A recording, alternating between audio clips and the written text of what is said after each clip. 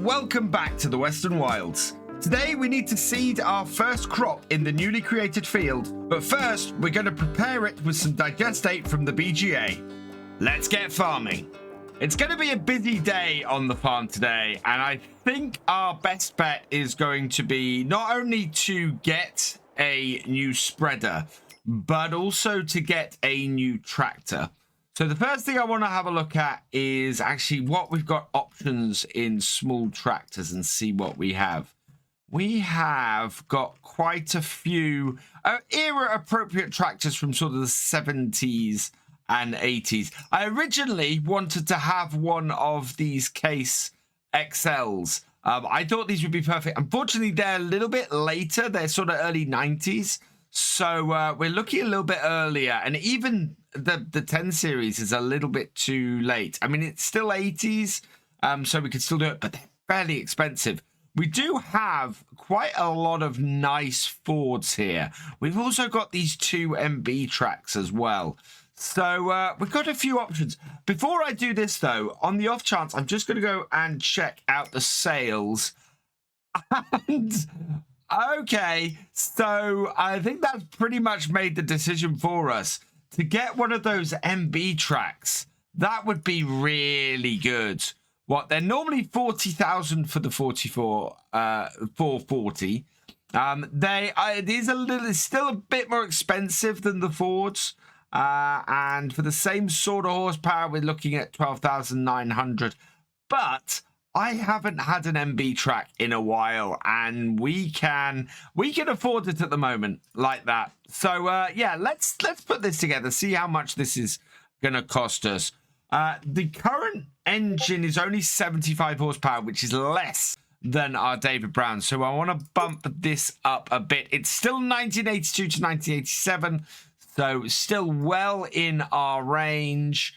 And yeah, that is 22,000. I'm going to put, oh, wow. We got some awesome wide tires available for this. What have we got under the Michelins, which I tend to prefer? So we've got the wide, the narrows, and the standard. So we can go with the wide tires, I think, to start with. We'll go with the wide Michelins. The wide Trelleborgs are amazing, though. Look at those.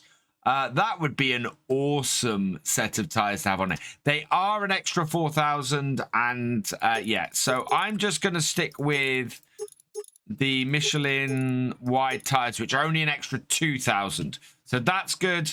We can put a 3-point on the front. We're not going to do that for now. I want to put front, just a rear folding window on this, I think. Additional lights, no trailer hitch. Oh, it's an extra 4,000 for that trailer hitch. That's something we might have to do later, depending on how well this works. And then I want to add an extra set of remote valves. Does that add them to the back as well as the front? Yes, it does. So we want to do that. We're not going to put a front loader on it, and we're not worrying about license plates at the moment. So that's 26,421 for that MB track. We can do the colors as well, but I think the one that I would really like is the Silver Thistle. The Silver Thistle looks gorgeous, but it's 5,300, and I can't really, I can't really go for that. So we'll go with this. And that will be a very nice setup for us and a cracking new tractor for our farm. The other one I want to have a look at then to get us started today is a slurry tank. And I think I've identified the best ones for us on our farm here, being these star tankers. 65 horsepower for the smaller one, 95 for the larger one, so we can't go with the larger one. Holds 5,900 litres of digestate is what we'll be spreading with it, which is slightly less than the Venus, slightly more than the Joskin, which is the one I normally like, and it's only 1,850, so we will buy that as well. So into here, we've got a few bits that we can do. Again, I'm going to go with the Michelin tires. I can put the slurry hose on the side or not. I'm not going to. These tails are star or star gort. I'm going to go with the big yellow star logo. Oh, we can get it in black, red old or red. And design color, we can go in almost anything. I like the olive green and the black on this, I think. So we'll go with that setup there. Takes us up to 2,350. So let's buy that as well. And then we will come back up here later for a seeder. Oh, those two together just look brilliant. I'm really, really pleased with this MB track. I haven't had one of these on a farm in a long while. So, yeah, this will be a really useful little tractor on our farm. This will be able to do a lot of stuff. We're still going to be using the David Brown quite a bit. Now, how is this going to attach? Is this going to attach blocking the PTO? It is. So I can't use this on this tractor. Where if we had the other one, if we had the adjustable, it might work. But I still think it would have got in the way. So this is going to be more for stuff that requires the use of a 3-point, this MB track, which should work fairly well for us. I think we've got the power in the David Brown to do this job, so very much going to be using it that way. This will work absolutely fine though for getting us back. This might alter, though, what seeder we get, because, well, no, we could still put a pull behind seeder on the David Brown. Having this and the David Brown be very similar horsepowers actually gives us a lot of options. So back to our farm through the old busted gate and round into the yard. Oh, this is a nice looking tractor and a very different looking setup on here. I quite like this. We can plow with this tractor as well, so we'll probably do some plowing with this MB track while we've got the other doing the actual spreading. In fact, yeah, this might be a perfect opportunity for us to set up a play course and get the MB track running on that, so that we can set up a second field. So let's grab David Brown. There was a comment on the last video about have I managed to turn off, or did I remember to turn off the field creation on this? And yes, I did. We are not allowing create fields at the moment. So when I put this down, we should not end up with a bit of plowed ground with any luck. So we'll lower it, and no, my yard is fine. So patch that. That will then go on the MB track quite nicely, and we can do the slurry spreading here with the David Brown, which will work out. Or not slurry, it's digestate we've got in here. If we get any slurry out when we eventually get some animals on this farm, then yeah, that will be going straight into there as well. And oh no, really, this is a top connector. Right, we're gonna have to do some fixing of this, because that is not something that I can run it. So I've made a slight adjustment, and hopefully this should work now. So yeah, there we go, and connect those all up, and we can now get this spreading on this, which is much better. It might even connect up to the MB track a little bit better now, but I need to just check that. Well, I think putting the MB track on the plow is probably the better selection. Let's refill this. There we go. Whole load of digestate going in. And now we should be able to reverse this up. The difference is, I think, the MB track does not seem to have a low trailer hitch. And I'm all right with that. We don't really, I'm not really looking to be using it with anything that has a low trailer hitch. So should be all good. But now we'll go and get this set up and try and define a field. Essentially today, I want to get the grass field and the wheat field planted. So we've got... I think we are gonna have... Looking at this, I've got 3 decent sized fields here. And I need to define these fields carefully. So looks like a smaller field is going to be the end one. And we've got a larger field over here. So yeah, we'll have 2 arable fields here. And I'm going to stagger them slightly. Okay, I've reworked the course a little bit more. Let's try going into actually from here. Right, there we are. And yeah, I think if I get the tractor in the right place in the first place, we should be able to get this to behave itself a little bit more. A little bit difficult to tell exactly where all of that is at the moment. And this is one of those situations where I'm fumbling around a little bit because it's not quite working how I want it to.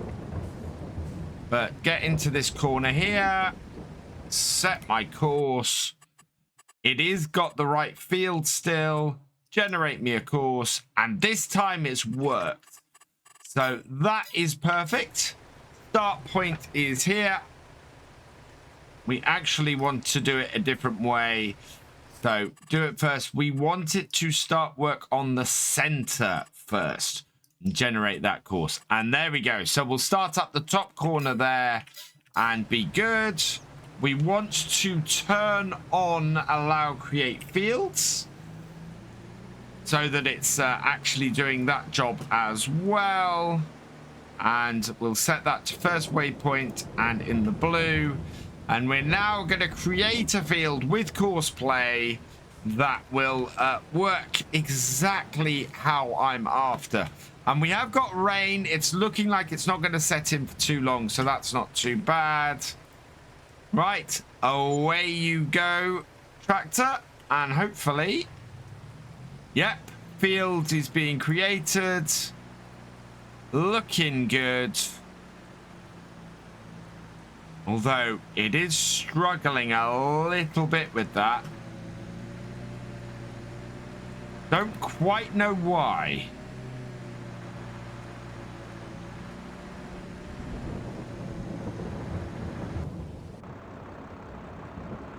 We'll see how that gets on. In the meantime, I'm going to go and use this bit of kit and get going that. I can't believe we were doing 8 miles an hour with this tractor and that. I'm wondering if swapping the 2 round will work at this point. And maybe seeing if we can get this tractor to do the plowing. It did the job really well yesterday. But that is just chugging along and struggling like mad. So, yeah. I mean, it is going at 3 miles an hour. So let's stop this. Oh, this is a comedy of errors at the moment. So lower it, disconnect it. We will copy this course and move this out the way. I don't know why that was having such trouble with that then. Maybe, though, now that this is set to be a lower trailer hitch, it might actually connect to the MB track better. We know this tractor, though, will do the job fine. So we'll copy that and hook this up. There we go. And then back this up and see if this will actually connect to this spreader. It would look quite good on the back of this, to be honest. Yeah, look at that. We've got no lower trailer hitch on this. How does our David Brown do then on this field? Yeah, that has no issue with that at all. So we have got to find a way now of sorting this out, especially before that tractor hits this trailer. Oh, this is going to be fun. Oh, we got a drawbar. And this is 185.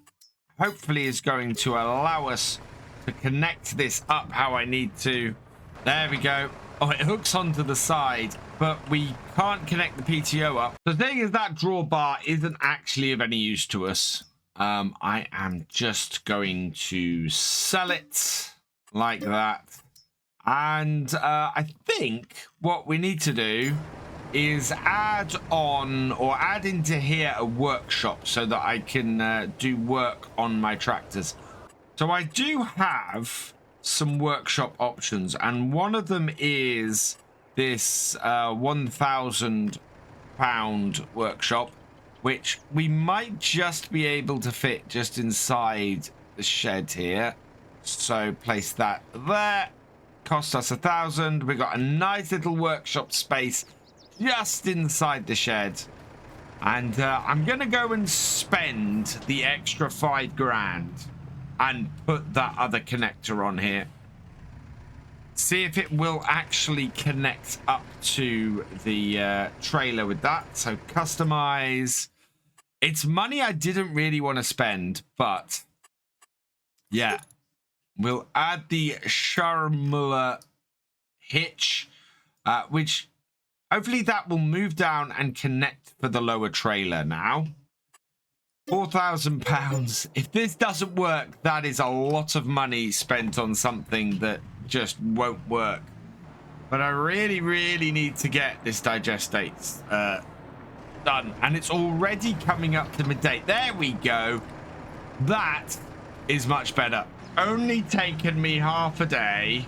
But we've finally got this out here, and we've had to spend more money than I'd planned to get it done. And oh, with the rain, this field is really muddy as well, and we're just gonna make more mud in it. Oh man, yeah, today has not quite gone as I'd hoped. Normally I'd do this on stubble. This would be a thing that I'd spread this on stubble and we'd have no problem. Here we've of course got plowed earth we're having to spread it on. Turn it on. Yeah, and we're good, and we're away, and the slurry is going down, and I need to drop a gear to get a decent speed. But we're finally spreading some slurry on here, getting some extra nitrogen into the ground.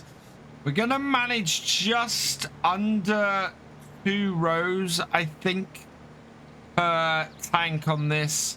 And yeah, there we go, just under. I missed a little bit as well, but it does seem to be working now that we've got this setup sorted.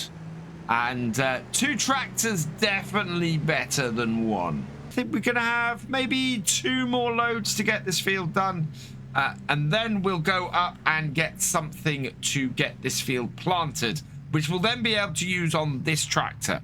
So that will work out pretty well for us, I think. We're going to be just shy of having of not needing to refill this. You can see here we're down to 0% there, so tiny little slither left. I think as far as grass fields go, what we'll probably do is get 1 more cut of grass off the grass fields as they are now, and then go and replant them or straight after that, get them plowed and get them redone, because that way we won't lose a cut of grass this year, I don't think. That has got that finished. Let's go drop this off at the yard and head up to the shop, because it's time to get ourselves a seeder. I realized on my way up to the shop there's another job we need to do today, and so we've got another piece of equipment that we need to purchase, and that is the lime. If we have a look at the state of our newly created fields, apart from both of them being full of small stones, they need liming, and we've got to lime these before we plant any crops in them at all as well. So in order to do that, we're going to have to buy ourselves a lime spreader. So yeah, this lizard farming one from 82 Squared Studios will be perfect for us. That looks great to me. 15,950 including our extension bits. Let's buy that. Yes, okay. And I haven't been able to find anywhere on the map that we can load up lime from. So I'm going to have to grab some big bags of lime. If we put 8,000 liters of lime in it, that should be enough. So yes, okay. That's perfect. It's coming up to 2 in the afternoon. And, well, we still have this field to not only seed, but roll. So let's bring ourselves up to the top here. 15 meters is going to be pretty wide, I think. Have we not got something connected? That is all connected. Right, let's try turning it on. There we go. And, oh, no, it's not quite as wide as I thought it was. But should be absolutely fine. Yeah, there we go. Like that, straight across the field there. And we'll get the lime down on here today as well. This is something that we wouldn't do all in one day normally. It's just purely because of how much we need to get done. This field has definitely dried out a bit since we started working it today. Much more solid under wheel and much more able to do this at a decent rate. The lime is not going down massively fast either, which is great, because that means that the 8,000 liters we've got in here should last us quite a while. In fact, I'm expecting it to last most of the fields that we need to do, which is huge news. And yeah, I'm very pleased. If that's going to be the case, if we're going to be able to get across most of our farm with a single spread from this, that just bodes well, because this piece of kit is nicely upgradable and is going to cover a lot of what we need to. Yeah, we've not used a huge amount of lime on here. We are still... Wow, we're only just coming up to 7,700 liters. So we've only used about 300 liters of lime on this field. That is really good. We're also done by 20 past 2 as well. So all in all, today is started off a bit strange and a bit difficult, but is clearing itself up quite nicely. We're going to go and grab ourselves a seeder now that that should work on here as well. But I'm very much thinking that we're getting back on track, and we might even get this whole field done today and actually get some wheat in the ground. Back to the shop for our 3rd time today then, and we'll go and grab ourselves a seeder. Now, in keeping with nice older equipment on here, we have a lot of possible seeders that would work really well. The one that works for me and fits for me, though, is this case, this 5100. It's cheaper than all the Amazons. It's even cheaper than the 3-meter Isaria and all the Concords as well. So yeah, it works really well. Fits in with the equipment we've got. It's about the right age.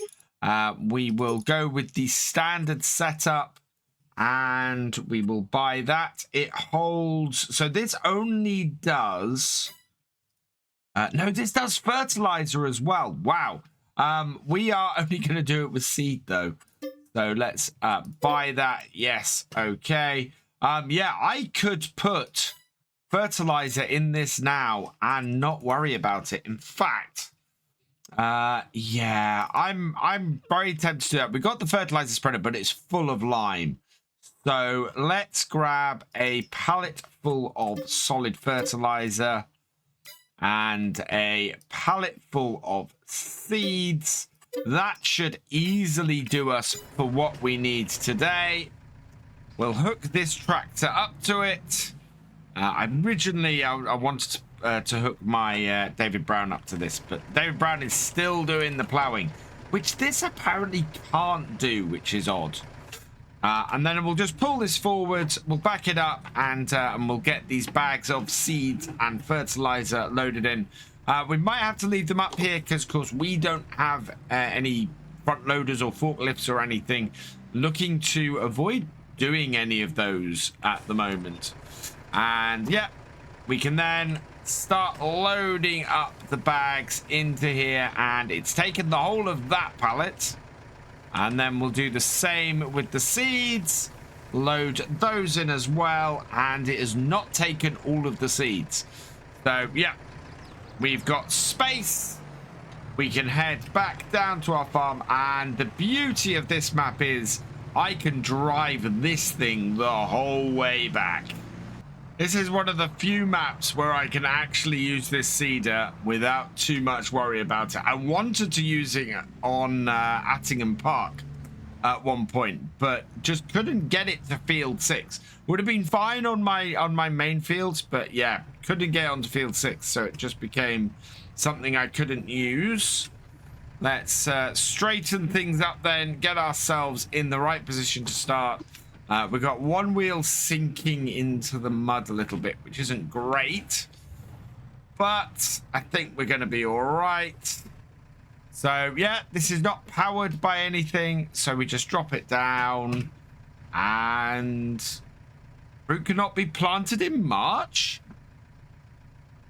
I swear that we checked this and made sure that what we wanted to plant was going to be plantable at this time of year.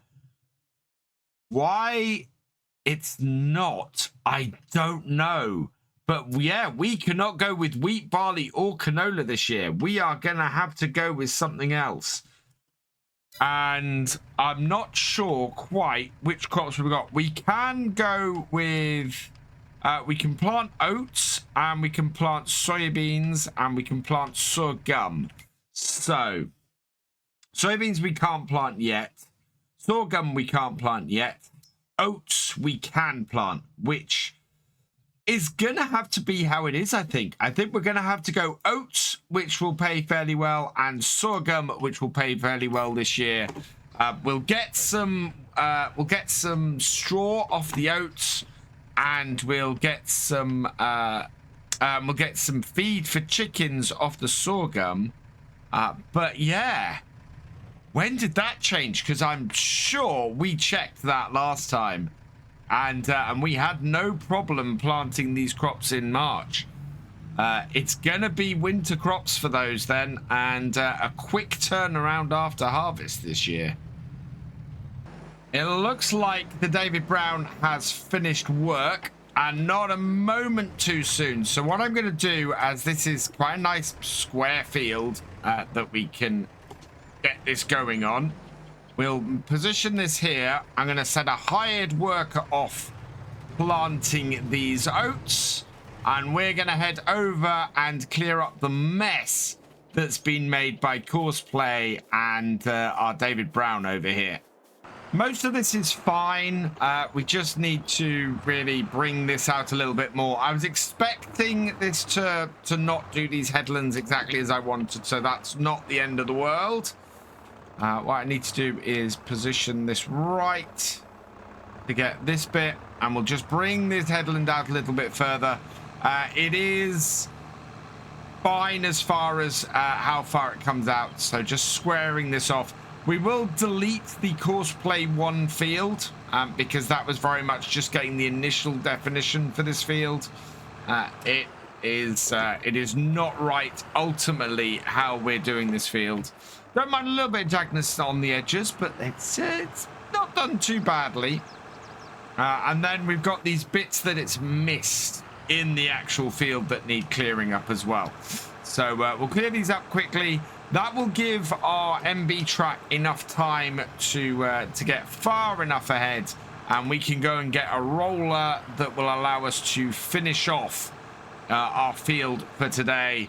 We may have to do something that we did on Attingham Park, though, and finish with the rolling of this still going on because, yeah, time is running out. Finished off the field and not looking too bad. I'm quite happy with that. We can now go and get this back to the farm. We'll go and drop off the plow. Just check that we've got allow create fields turned off. Yes, we have. We'll clear off the play course, and we'll go and grab ourselves a set of rollers to get that first field rolled in. While we're up here, I'm just going to fill up the tank of the tractor. Whether we're here or whether we're down at our farm, it's going to cost us in the same way. And we kind of need to keep this topped up. So let's refill it. There we go. Just 81 litres, 86 pounds. Not too bad. We can now go and grab a set of rollers. I think I have some of my favourite rollers. They should be here.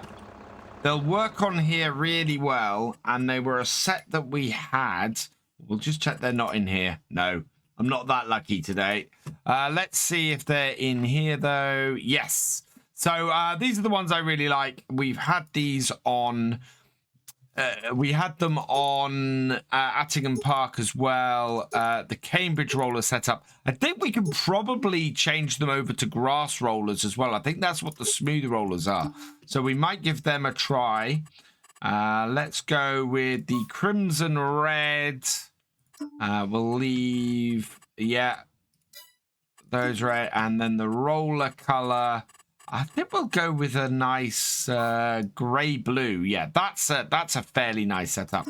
And then the rim color, we don't really have an orangey color for that. So that will do. That will do nicely. 4,800 for those. We are really stonking through our money here. But all in all, we've managed to buy everything we need to buy. And we are in a great position going forward. We're going to need some more seeds, and we're going to need some more fertilizer, I think. But, yeah, our other tractor has finished its task. We'll get up there and we'll get this rolling. So I'll probably set a hired worker rolling this so that we can clear up with the Mercedes and get that back. In fact... we can get ahead by finishing off where we started today and getting one last coverage of slurry on that field ready for tomorrow. I really like the look of the rollers on this tractor. They look absolutely great. It's the perfect match between them. Really, really awesome. Let's unfold them. If they will unfold. Oh, no, there we go. That's unfolding. Yeah, there we go. Up they go. Sometimes I don't see the little animations and think, oh, why isn't that unfolding? But that is doing fine. So we'll back this up here. Get this lined up. And then we'll be able to roll all of this in. And on our oats now... will be ready for us when we want to start. So hire a worker for that. And then we can pick this up and take it to the shed. We'll drop off our seeder. And yeah, we might have to make a run up to the shop to get some more seeds. In fact, no, we don't. So let's get this lined up with the sorghum ready for next time. And yeah, this is the only thing, because we're right up against the road. Getting our seeder down the side here means we're going to run onto the grass a little bit. I might get the landscaping tool and just clean this road up a little bit for next time, so we have enough space to come down the edge here, because that's a little bit closer than I'd liked, I think. So we'll take just a little square. In fact, we'll change the shape to be round. We'll enlarge it slightly. Yeah, that should do it. And we'll just come into here a little bit. And then if I can line myself up along here going north-south, or is this east-west? This might be, yeah, this is east-west. So we'll just bring this here. I'm going to break that a little bit larger. And then just go right the way along here in a nice straight line. Yeah. Just to bring that away from the road a little bit. And then I've got to do something that's really expensive. And that is just... okay, there we go. And that is then just to put some grass in. But the moment I run along here, this is going to get fairly expensive. So again, with the slightly larger, slightly different shape, we want to get ourselves here and go like that and go all along here like so. And look at how fast the money goes down for that. But that has got grass back on that verge there like that. And just a couple more patches there. And there we go. Right, so last job to do today. It's 5:15. I'm going to hook up to this. We'll get digestate on that field ready for tomorrow so that we're not doing all the same jobs tomorrow as we've been doing today. And we should be able to have both pieces of equipment working in tandem and get this all done a lot quicker tomorrow. So, yeah, we'll just need to have some lime on here and get it seeded with the sorghum and to get it rolled, which will be a lot easier than we've had it today. And then maybe we'll be able to look at what we're going to be doing with the grass fields. Just gone 5:30, but there's still plenty of work to do on the farm. Lots of stuff, though, that we've already done today. So I think this is probably a good place to leave it. I'll get this job finished off. We'll get the other field rolled. And then we will pick up next time. I'm expecting things to go a little bit quicker today. We spent a lot of time last time mucking around, trying to get things in place, trying to get things sorted. Whereas this time, we've already got all of the digestate on this field, and we are nicely set up to get the lime on. So I shouldn't need to get a hired worker on any of this today. It should just be a case of getting everything just sort of set up. I don't think I've connected up. Oh, no, this doesn't require a PTO. So it should just work. Let's turn it on. There we go. And sometimes things double click on my side panel and it doesn't quite take. We'll go and clean up that little bit of mess in a bit. But looking good here.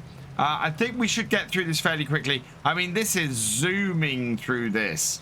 Like it did last time. We caught up so quickly in the afternoon last time. It was a little bit ridiculous. Let's take our gears down. The moment I stop, this takes forever to speed up again. There we go. 10 miles an hour seems a much more reasonable pace to be doing this job at. And I'm just trying not to get little patches I've got to go back over. Something I have just thought of that I haven't included in today's itinerary is our oats have germinated, of course. You can see them in the next field over. And there'll be a whole load of weeds in there, I think. Oh, no, there shouldn't be, because we've ploughed this. Normally, we've got this direct seeder, and it would mean that we would end up with weeds in our field. But because we ploughed... we shouldn't have that problem. And in fact, we're probably gonna end up plowing each year as a result of that. We know our little David Brown is more than capable of doing the plowing, and if we plow these fields each year, that'll be fine. We've not got precision farming on here, so it's not going to affect our yield to do it. And the thing it will do is it will prevent those weeds from going. So yeah, best thing we can do every year on this playthrough is actually to be plowing each year and doing that. So I think that is definitely the way to go. Of course, next time we will do the actual digestate spreading, we'll do that before we plow rather than after. And if we ever need to relime, which I don't think we should on these fields, certainly, we would do that before we plowed the field as well. But yeah, this is doing fine. We have way more lime than we need. And this lime spreader probably was a little bit of an expenditure that we could have avoided. I think it was 12,000 for this, and it's probably our most expensive piece of kit. But it's done a great job, and originally I was going to get it to do some fertilizer spreading as well, but our direct seeder, that also does fertilizer, so we don't need to worry about that. So I think we should be okay. We might, well, we've got to, if we stop plowing, then we're going to have to get something to weed. And with the direct seeder, that's going to require a hoe. So I don't think we will stop plowing. I think plowing might be a good way to go. But let me know what you think in the comments. Should we plow the fields every time? We kind of need the plow to increase our fields when we get new land. So yeah, do we keep the plow and keep plowing our fields each year, or should we go the route of a hoe and direct seed and do it that way? The end of the field then, and we'll just pull this off that corner. We still have 82% in this.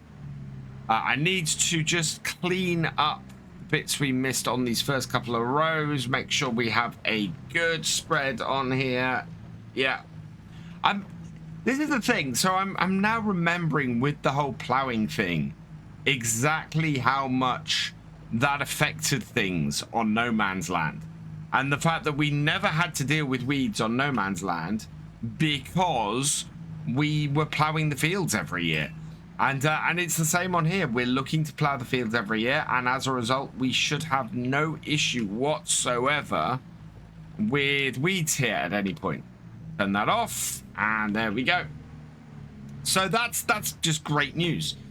Somewhere this might be useful, actually, is if we don't roll our grass fields. We could save the money on a roller for the grass fields and use this to spread fertilizer on those. That might be a good way to go with this.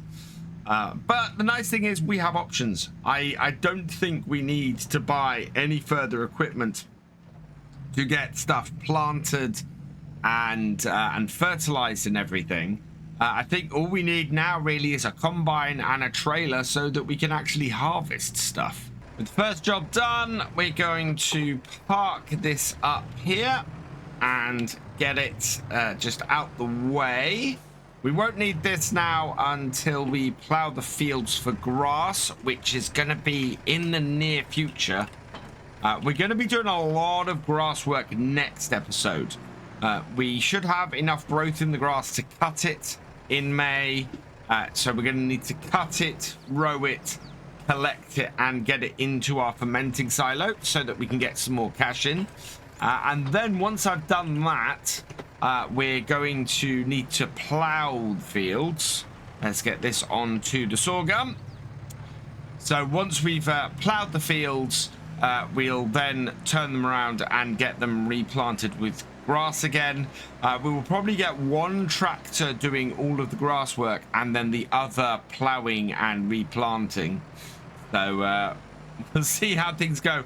I kind of want to do all of the stuff with getting it plowed and replanted and everything with this tractor. If I could just work out why it has an issue with the plow. It just will not plow. Otherwise, you know, the little David Brown should be able to do all of the grass work without any issue. So between these two tractors, we can do it. I'm just a little bit worried about why this tractor is having such a hard time with our plow. Maybe it's the plow. Maybe we need to look at replacing that with something else. Or maybe it's just an issue with the tractor. I do like how well this tractor works with the seeder. It is a breeze to use these together. And so I'm quite happy with it. I'm also pleased that we did spend that extra $4,000 and got the proper hitch on here. That has made life a lot easier now that we're running with this and using this. So that is much, much better. Bring this up here and get round for the next rope. It's got a pretty good turning circle, this MB track as well. Works well from that angle too. And I'm quite pleased to have gone with this on here too. We've done a lot of stuff with Ford tractors recently. You know, sort of 100 episodes with an entirely Ford farm. And it's quite nice to be using something a little bit different, a little bit unusual, and going for a completely different approach here, really.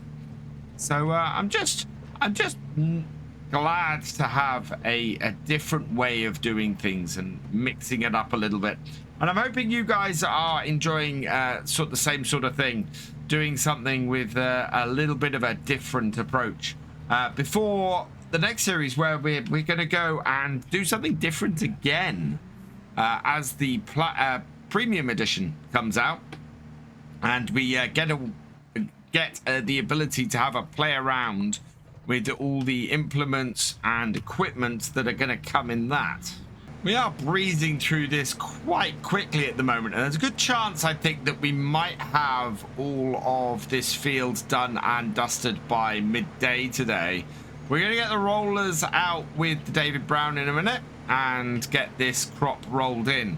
But after that, I think there's a few bits and pieces we could do with getting cleared up. We've got the seeds down at the shop that we could do with going and grabbing, and looking at the amount of fertilizer we have left in this, and the fact that we want to put some fertilizer on with the grass when we come to do that. I think it might be wise to grab another pallet of that while we're up there. And I think we probably need something to deal with pallets in general. I'm not looking to have any kind of front loader on here, really. I don't think we really need it, other than having some forks to deal with some pallets and bits and pieces later on. So I'm going to look for an alternative solution. I think we've got some downloaded and some mods that might have a different approach to that. So we'll have a look at the shop in a little bit and check some of those out as well, I think. But the priority today is to get this field planted and rolled in, so as soon as this job is done, we'll go up there and do that. But first, we need to get the job done. Speaking of which, this is the last row of sorghum to go in. Field is looking pretty good, I think. So we'll lift that there. This could all do with a wash down because it is covered in lime. So we'll go and do that now as we have time for that too. And yeah, then we'll get the little David Brown out. Well, I say little, it's a 1410. We'll get that out with the rollers. In fact, I think it's still connected up with the rollers and in the shed after last night. So turn that off there. And we can just leave this out here. Also notice that we've used half a tank of fuel on the MB track. So that's also getting to its fuel at a decent rate. Good to see that we've got a fairly realistic fuel consumption on our farm here. That is making things that little bit more realistic. We'll wash down the cedar as well. So yeah, this is going to be being used tomorrow, hopefully. Today, this is the thing. I would love to cut the grass today and get all that done, but it's just not grown enough. And we need the maximum growth we can from this grass to get the most out of it. But it would just be useful to be able to do it today with as much as we've got to fit in tomorrow. Doesn't look like it's going to be, though. We're going to have to do all of that tomorrow. And yeah, once we've got one field done, I think the second we can, and we're on to the second one. we can get that first one being plowed and go that way. So it's going to be a case of do one field completely, get the plow in there, get that field plowed and hopefully reseeded, and then get the second field in there. Right, unfold you. I can see the little bits coming up at the back. Fold these out.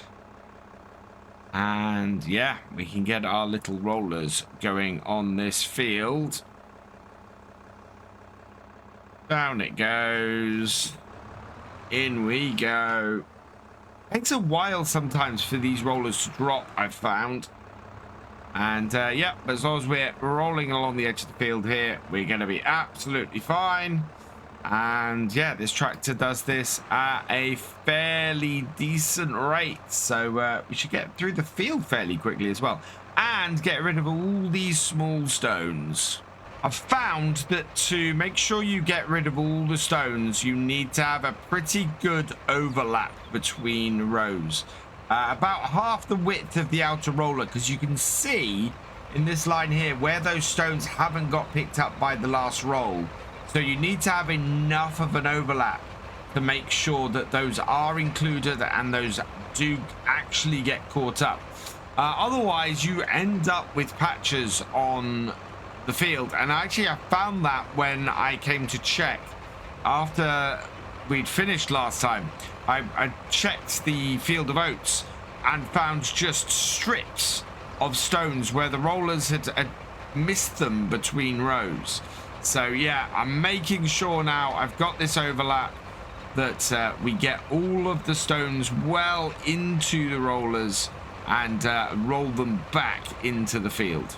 Quite smooth going here. We're getting rid of the stones very nicely. We're rolling in the crop as well. We're not using a huge amount of fuel. So that's the other thing I'm beginning to learn with the two tractors we've got on here now. Which tractor is best for doing which job? Because if we can avoid having too much power used on this tractor, it tends to not drink the fuel so badly. And our MB track is just a little bit more fuel efficient, so is able to do the higher powered jobs a little bit better. It also has an extra 5 horsepower, so that's quite useful too. So I'm very much thinking this will be great for doing the mowing and the windrowing, both of which do not require a huge amount of horsepower. And then what we can do is have the MB track doing the collection with forage wagon and going that way with that, as that seems to make this tractor drink fuel like nothing else. And then yeah, we can immediately get the MB track hopefully doing the plowing while we go and doing the mowing and the rowing up with this again. And then by the time the MB track is finished doing the plowing, we'll be able to pick up with forage harvester and maybe get some. Well, we're gonna have to lime those fields as well, and then yeah, we'll be able to put some digestate on the grass when it's growing, which is a better way to go. So if all we have to worry about is getting the field limed before we seed it, then I think we should be all right. But I want to get those grass fields turned around really quickly next time, and I think it's going to take the entire day to get everything done how I want to get it done. There we go, everything rolled in, and that's the field done, and it's only 6 minutes past 11. That is pretty exceptional, to be honest. I had not expected us to be through that quite as quickly as we are.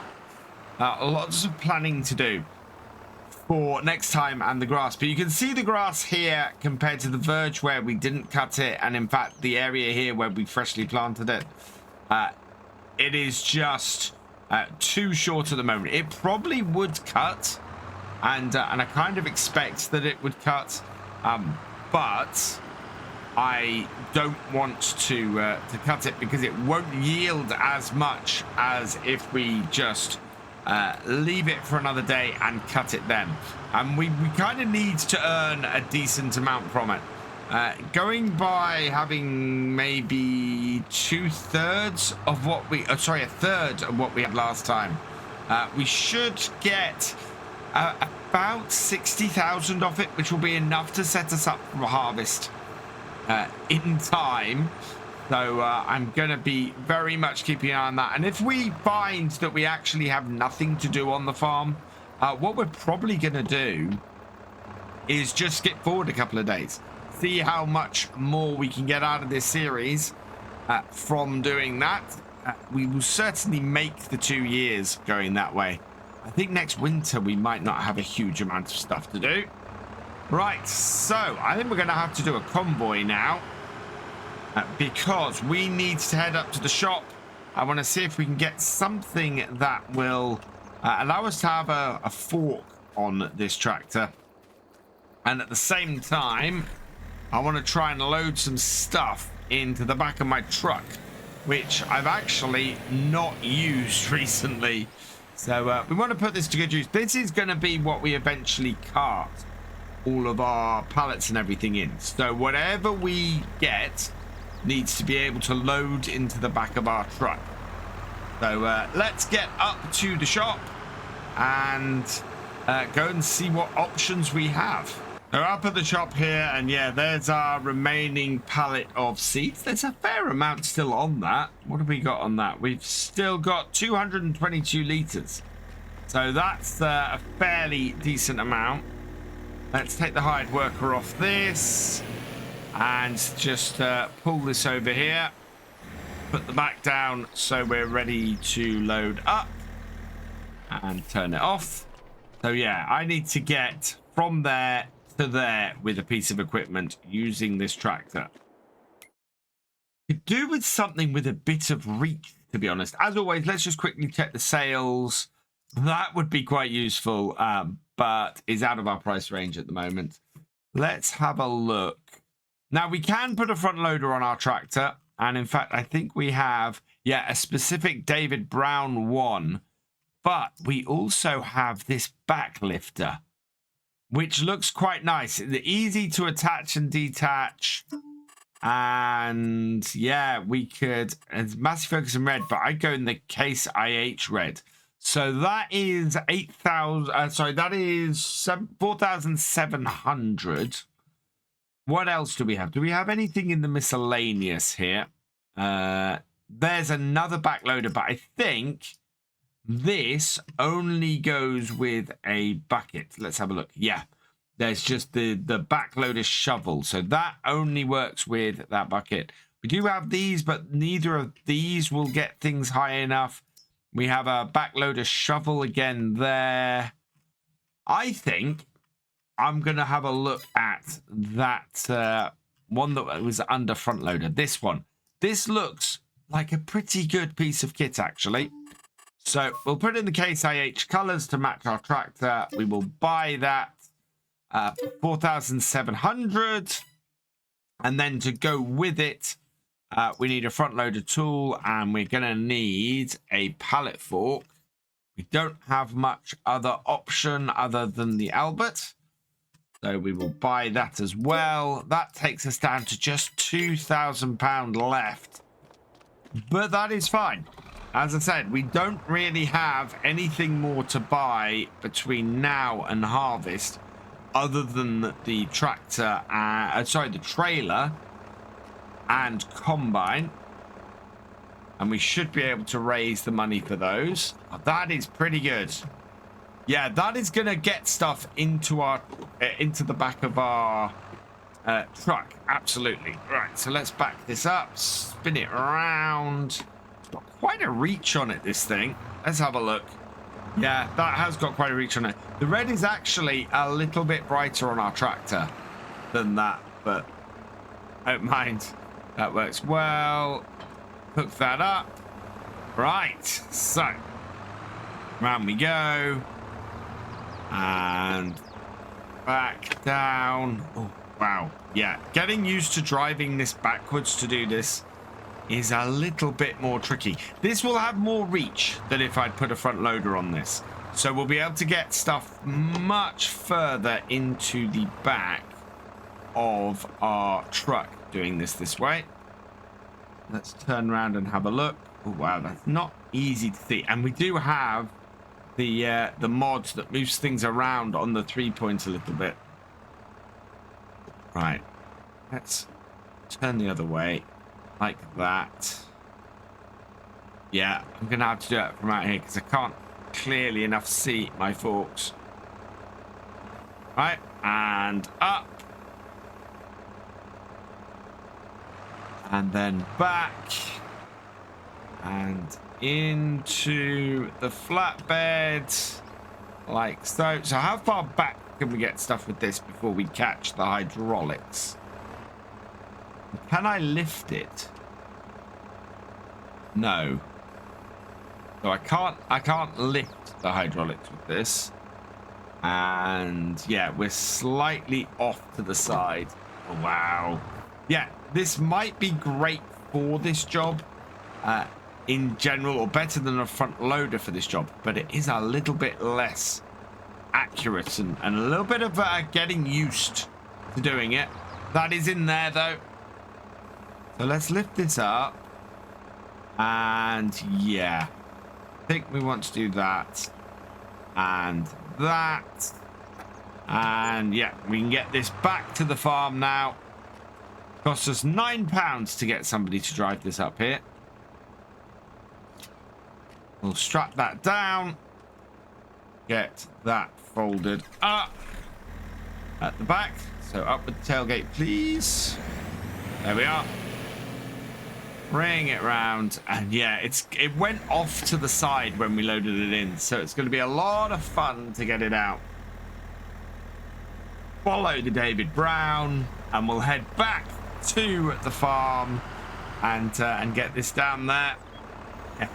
It looks like the actual arms on this don't move about like the 3-point does at the top. This loader arm is going to be a very versatile piece of kit though. We will be able to use it on both of our tractors very, very easily because it's just a three-point. We're not using it very often, so we don't actually need to have a we don't actually need to have it on the tractors most of the time, and only need to use it when we actually need to get stuff on and off our flatbed here. Well, on and off our bed. I'm wondering if I can put a flatbed on this, because at the moment this is proving to be a little bit tricky to get into the truck bed. So a flatbed would probably be more useful to us, especially if we end up having 3 or 4 pallets that we want on here. I'm going to have to take this in and try and get into this pallet at an angle because of how we put it on here. Get down. Yeah. And in. That's got it. Oh, and this is where things get dicey. Yeah, there we go. Pull it out. Look at that. Happy with that. Oh, that actually has worked out really well. I was worried we were going to start flinging tractors or trucks or something about then. And then what we can do, start this up. We'll then be able to refill. Go here and refill. And yeah, there we go. And that is all done. Perfect. Let's go put this out of the way then, because we don't need to use that again today. And another really useful piece of kit on the farm in red. Red seems very much to be our color for our equipment now. Oh, we need to... Wow. Will this allow me to actually put it... there we go. That should do it. So, untouch that. There we are. Perfect. Look at that. That has worked out so well for us, and it's only 12:30. That is pretty perfect. I do need to have a look at trailers and things. We do need to start planning for harvest. We can leave this here actually, and just put the MB track away as well. And I've got some good plans for here, and I need to work out exactly what we're looking to get in the coming months, because we want to get more productions. We're going to try and be as production heavy on here as we can. So I'm not looking to store grain, I'm looking to process grain. I'm looking to get my animals into the right place, looking to get a house built, but that's gonna be a little bit longer. It's gonna cost me $6,000 just to demolish the existing one. And yeah, I need to put a windmill in. I think that's the way we're gonna go. And I think somewhere in the middle over there will be good. So if we go with one of the old grain mills here, I'm sort of thinking this sort of area here would be good. Nicely in the middle so that we've got access to both sides. The actual windmill isn't obstructed by anything. In fact, if we have a look here, putting it here-ish means that it has a nice unobstructed line through the tree line for the wind to power it as well, which I think is, again, is that little bit more realistic. So I go with that. Alternative is to put it there like that. I don't want to get it too close to the power lines, but just do something like that. But yeah, I think we want to 1 million. So that will be 23,000. As I mentioned last time, we are looking at harvester wise.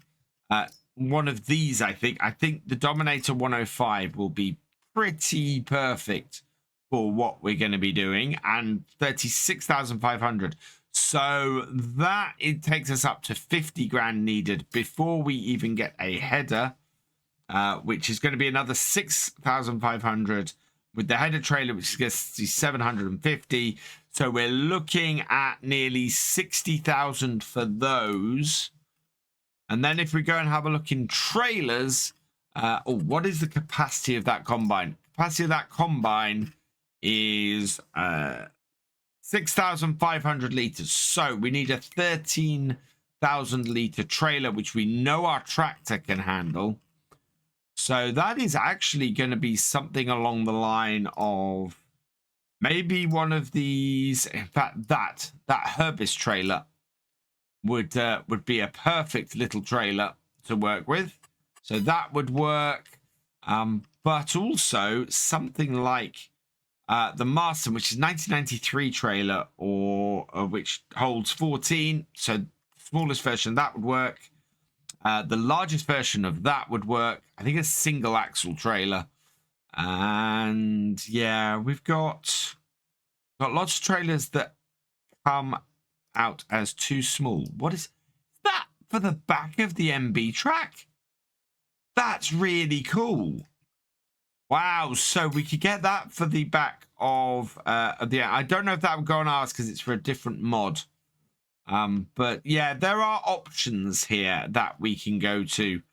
That trailer is too big. That trailer is too small. Although that trailer would be a great trailer for us.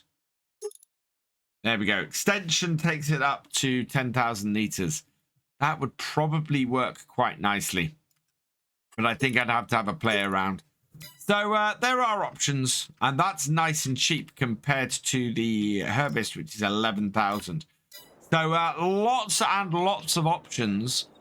As for options for today, though, we seem to have run out. We have got everything done very quickly. We've got both of our fields planted. We are once again back on schedule, although with slightly different crops than I'd originally envisaged here for the farm. And tomorrow, next time, we will be taking on the grass, trying to get both of those grass fields turned around. So cut, road, collected into our silo and then plowed, replanted and rolled and probably limed as well. It is going to be a very, very busy day as we go into the month of May. So today is going to be a pretty busy day. We have a lot of work to get done. We're going to be starting off in the David Brown here, getting this going with the mower. We'll also use the rower on this as well, and then I'll probably use the MB track on the actual forage wagon, and that is because the MB track will be a lot less thirsty running on that, so that should work out fairly well for us. If I can get everything cut by midday, I will be very happy. Cut, rode and collected by midday, I'll be very happy. That will make things a lot easier for us, because then we can turn around in the afternoon. We need to plow. We need to probably plow, lime, seed and roll everything this afternoon. So it is going to be quite a big job. We'll get this tractor doing the plowing, and then we'll have a pretty good setup going forwards. And I'm gonna set my verge, the distance at the edge of the field, based on giving us enough space to run around the edge here. This should work out fairly well for us. Is that going to unfold? Yes. It takes so long to unfold this mower. It really does.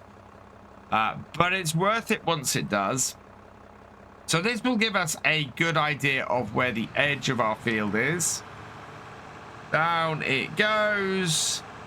We want to try and drive as straight as possible along this edge. Just define this as much of a north-south edge as we can. And yeah, give us a good distance along here. I am going to add a load of bushes and bits and pieces in between these fields. I think there's some good space to do that. However, I might also just go and cut into this area here a bit as well. It's quite a big gap between, and we don't necessarily need to have such square fields, especially as we've got quite a distance to that tree, and we're not really going to be going that far. A little bit further. Yeah, I think a cut to there will do nicely. So we'll lift that up, turn around, and we might have gone a little bit deeper than that field. In fact, I think we've probably gone right up to the edge here. Not an issue at all. Quite happy with that. So yeah, I'm going to define the headlands here, and then once I've done that, we will come back and start getting the main body of the field done as well. The more I can cut here, the better off we'll be. So I have decided to cut a little bit of a notch into here. It's not a massive one. I'm trying to leave roughly the same amount of space as I would get in the other field, in between the two other fields. And then we'll put a hedge or something a little bit more up to the edge here. But this just gives us this little smattering, this little extra space here. It's only a couple of mowers wide, so it should be fairly easy to control and work. And yeah, it should work out fairly well for us in just adding that little bit extra to this field. Now, I am going to be cutting this and then plowing the grass in after we've collected all this up, because this is currently just not really considered to be good grass. When we look on the map, it's not even considered grass as a crop, so it needs to be got up and sorted in order to maximize our yield potential from it. What's going to be very interesting is coming in here afterwards, and when we do our next cut, probably after harvest, and seeing what the difference in the amount we get to put into our silo is. If we can put a considerable amount more into our silo, this is definitely going to be worth doing. Now, as I did last time here, I'm going to open this up so that we can now do this field in 3 parts. The middle section we will open up with a cut-in and then work our way through that until we have widened it enough to get the 2 side bits done. So we're heading down the field exactly 0 degrees, and we can open this cut-in up here. We want this to be in 0 degrees because all of our following rows will be taken out of this. I think this looks fairly central up the middle of the field, which is great, and should mean that we get this done pretty efficiently. I think we're going to be in a fairly good position once we start getting the windrower on here. We can do follow me because we now have 2 tractors. We can have the Mercedes following behind, get that collecting as we windrow, and that will then speed everything up. That will mean that we are going through this a lot quicker, and we'll get 2 jobs done at once. And similarly, when we are doing the seeding later on, we will be able to get this tractor rolling in one field while we finish off the seeding in the second, speeding that job up as well. I think we're just about there for the middle cut. That's looking fairly even either side. Yeah, we're now cutting a little bit further than is left on either side. So I want to start working on getting the rest of this field done. So rather than cut on the inside for the next run, we'll head out to the outside and cut along here. Fairly nicely in the middle there. I'm going to find out, I think, how many cuts we have on either side, just to see how accurate I was in my cut, but I think I was fairly spot on. I'm pretty happy with how that's gone, and it's only just coming up to about 10 o'clock, so we are nicely on track to have this all done. Just gone 10 past 10, so it's taken us about 15 minutes roughly to get this section of the field done. So another 15 for the other side there. We have a good chance of getting all the mowing done by 11 o'clock. The slow part of this part of the job, but I don't think this is going to be the slowest job we do today. I think that is probably going to go to the plowing. That is the one thing that does worry me. I have concerns that we have 2 fields to plow. And last time we did that, last time we got 2 fields actually plowed, took us 2 days. Both those 2 fields was sort of a 2-day job to get those all done. It's going to be a tight one. I think that we might have an issue possibly getting everything done. We're going to give it a go.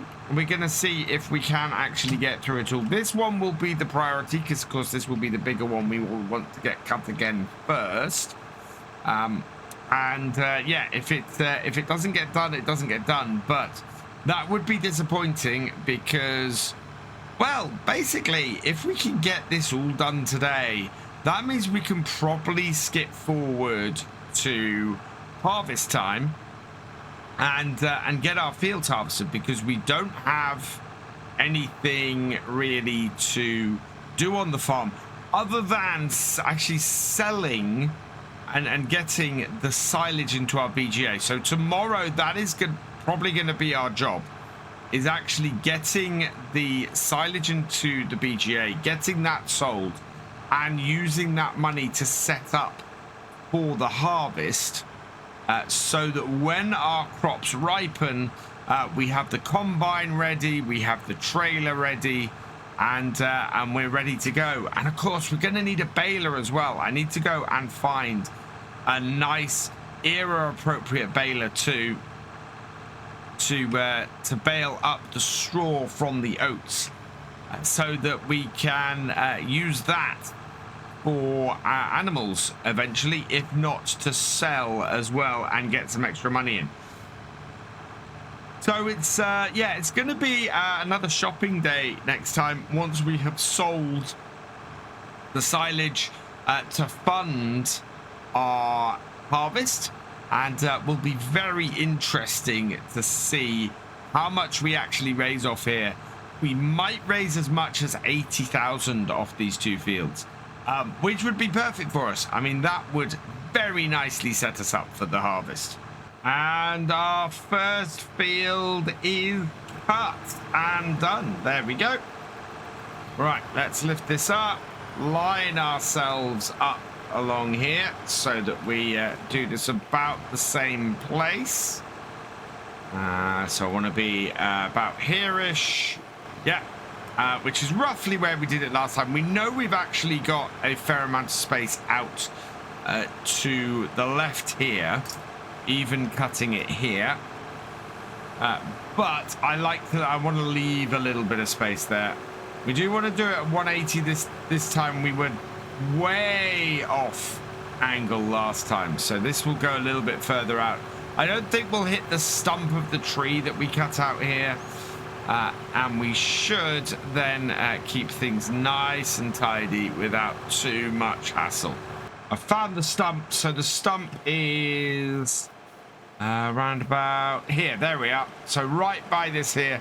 So we're not right at the edge of our thing. That pretty much marks the boundary. So we're well within it. I don't mind that. That's absolutely fine, and we can work with that. Just don't want to get so close to the edge of the land we own that we are unable to actually pick the grass up when it gets cut. So I'm being a little bit cautious and a little bit wary of that. And so a little bit inside is not a big problem, especially as we could probably put in some bushes or some hedgerows or something like that to mark it a bit better as well. All in all, though, that's working fairly well, and we just need to go around, get these headlands now, and this field we probably won't even need to divide because it's not very wide. I've been around the field 3 times. It's taken me till 11:30 to do that, but as you can see, what we have left is not really worth going down the middle of and turning into 3 sections. So I'm just going to go up and down this, get this finished off, and hopefully we can do this by midday, because by my reckoning we're now running a little bit behind. We need to catch up and need the time to get these fields plowed, and at the moment we're really pushing it. Well, the good news is that we are just about done here. I am on the last row and trying to make sure that we do catch everything we can. I've got a little bit to clean up on my way back to the farmyard, as you can see there. But otherwise, we've got this done. The bad news is that it has ticked past midday, so it's 4 minutes past 12 at the moment. We're a little bit behind. I'm hoping we can catch up. Normally, this wouldn't be a problem. Normally, we'd actually be looking pretty good at the moment, because all I'd be doing is needing to go through, get it rowed and collected, and then the grass field rolled. But because we are having to plow it and lime it and reseed it and roll it as well today, this is probably a fair way behind. I might have been better using the time that we had yesterday to have come in here and cut this a little bit early. We would have had a lower yield here, but we would have got 2 cuts of the higher yield done this year. As it is at the moment, we're in serious danger of not actually making a 3rd cut this year.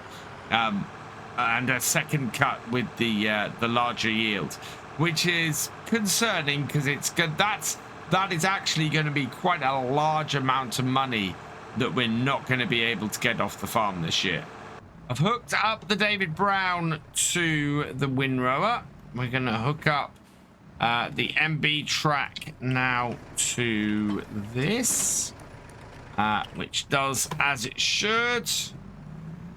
And then what we can do is line this up here and make sure that we have the David Brown selected. There we go. And then these two can go in tandem out to the field. And, oh yeah, I filled the David Brown up as well because it was getting a little bit low on fuel. Interestingly, that is not moving. And I'm wondering why. I'm guessing I left it in reverse or something. What is it? That's weird. Let's take this off. Drive this forward. We do get this instance sometimes where stuff won't follow. If this isn't going to run on follow me today, we are going to have a problem because we really, really need it to work. Yeah, no, reverse is all good. Let's try this again then. It's all hooked up behind. And it is following. Oh, we got it on paused. There we go. That is following now. Perfect. Right, and out, and yep, it's following behind. So when we get it to the field, we will take it off follow me. We'll unfold it, get it picking up, and then it will be able to actually get stuff picked up as we're going through the field, which of course is exactly what we want. Let's come onto here. We'll unfold this. Line it up there like so. Wait for our Mercedes to come in behind us. Take this off the follow me. Turn on the pickup. Oh, unfold the wagon. There we go. Start it up. Set the pickup down. Put it on the follow me. Like so. So we've got a driver in there doing it. Then we'll lower this down. So this is then doing that.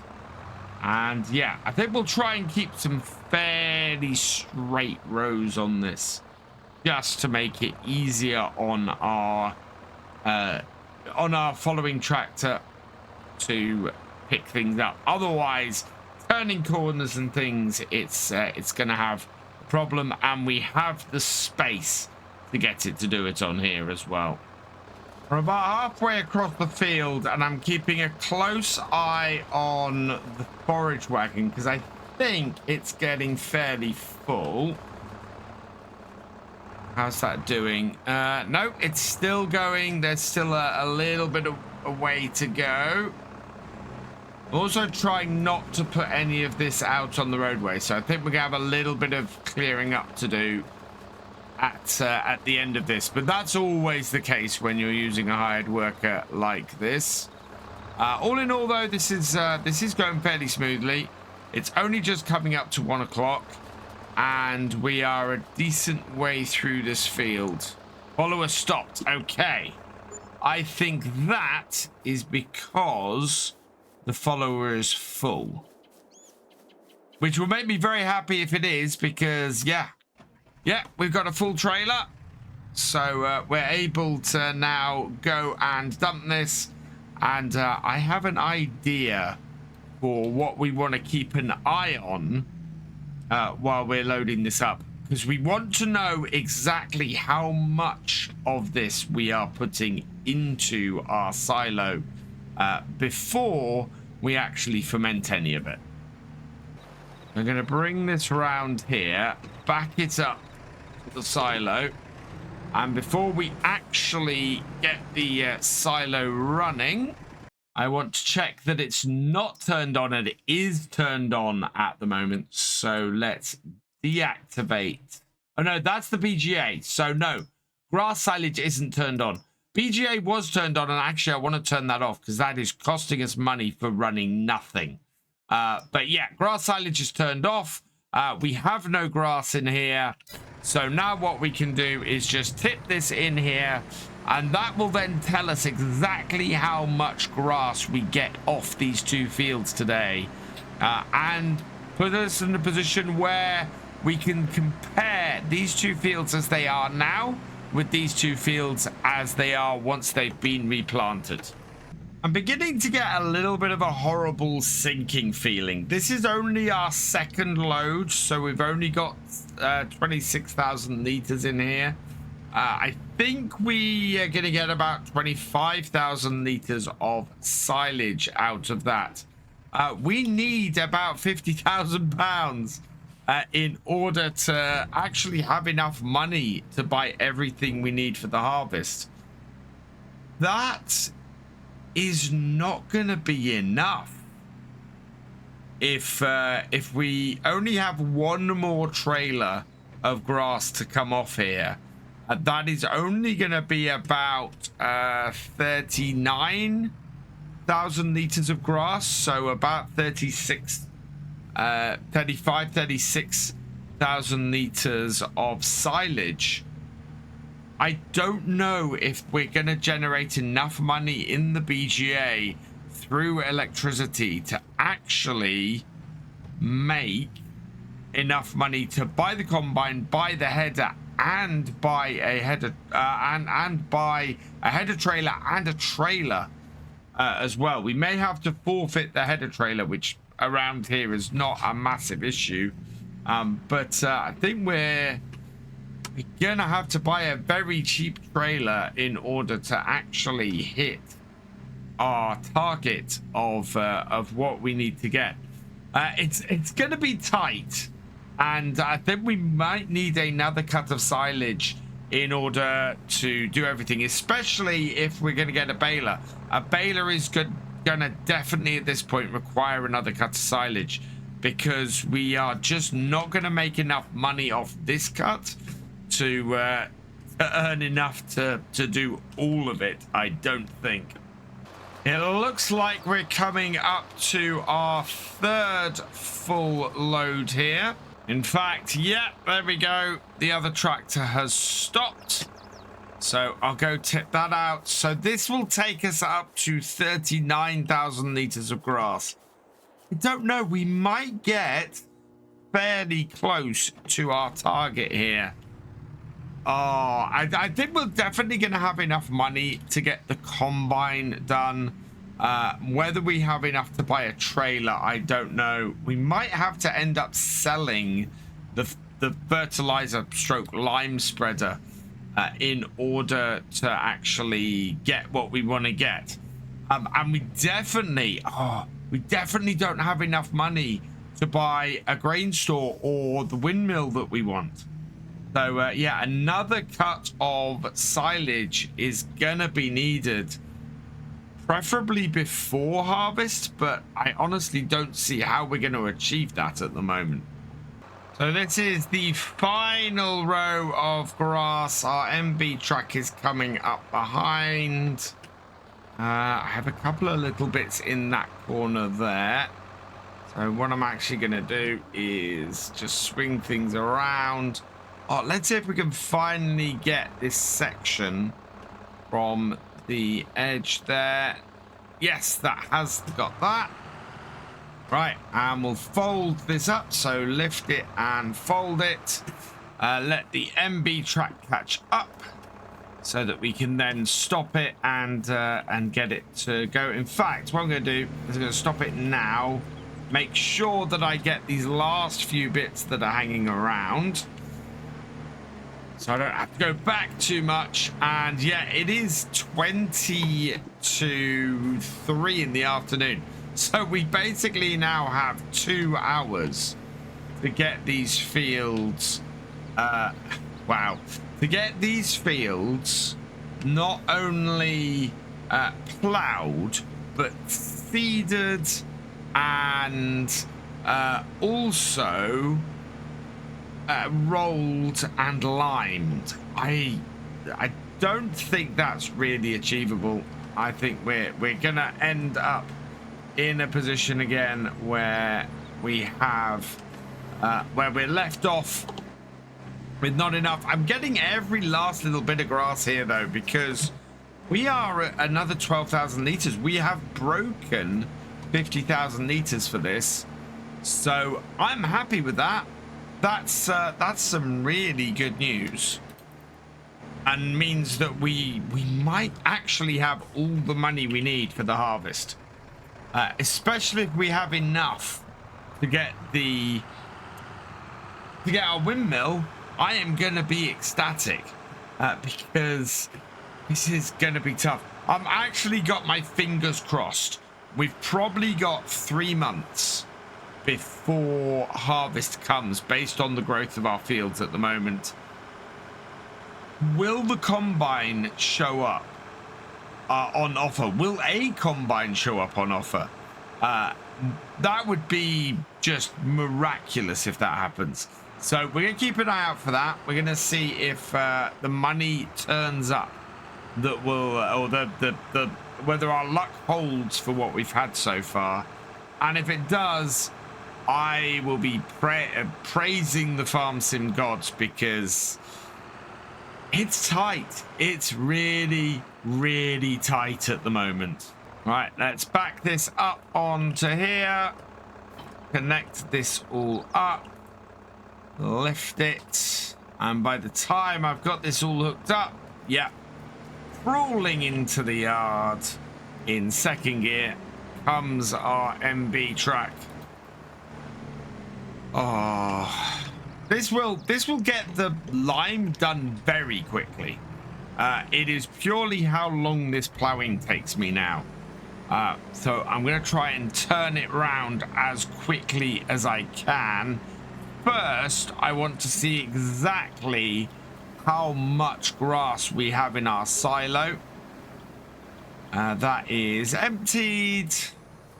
So there we go, 51,082 liters. We drop 5 liters for every 100. So yeah, we should get about 50,000 liters silage. Let's activate that now that I have that recorded. Oh no, not the chaff silage. We want to activate the grass silage. That should all process today. So we should have an answer at the end of this as to exactly how much silage we're going to have to sell tomorrow, and therefore see roughly where we stand. I think we should have enough for the combine. It's whether we have enough for anything else after that. So with the plow on the back, it's 3:10. I am going to turn on create fields, double check that's done. Yep. We will line ourselves up at the edge as best we can. We're going to try and restrict it to where we've been cutting grass today. And yeah, there we go. Nice and straight up the edge of the field here. And we're gonna be creating things and hopefully get this planted. I don't see how. As I said, I don't see how we're gonna get this planted. I do think that we are gonna get it all plowed today at the very least. Worst case scenario, we end up replanting all this grass tomorrow and just end up a day behind. I decided that this corner here, what we can actually do is curve it round a bit, because this field next to it kind of comes in a bit like that. So I'm just gonna make that an easier thing for me to work long term. I'm liking the shape of that quite nicely. Should make this field just a little bit easier to work overall. It seems to be that this is working okay. I would be very happy if I can get this field plowed in the next half an hour. I don't think that's gonna happen. I think that's very much a pipe dream, though. Time has gone past 4 o'clock. We are not halfway through this field, so looks like my plans for today were a little bit ambitious. I had hoped very much to have this reseeded. That is not going to be the case. So it's very much going to be up to now whether what we've managed to harvest here today has been enough. I might be able to get a cut of grass in August if I'm lucky. It partly depends on whether if that's going to be the time of year that we need to harvest. It's possible the oats and the sorghum might go into September. If they do, that would be good for us because we'll be able to get a well, we'll at least be able to get a partially grown cut of grass silage and kind of reset things a little bit.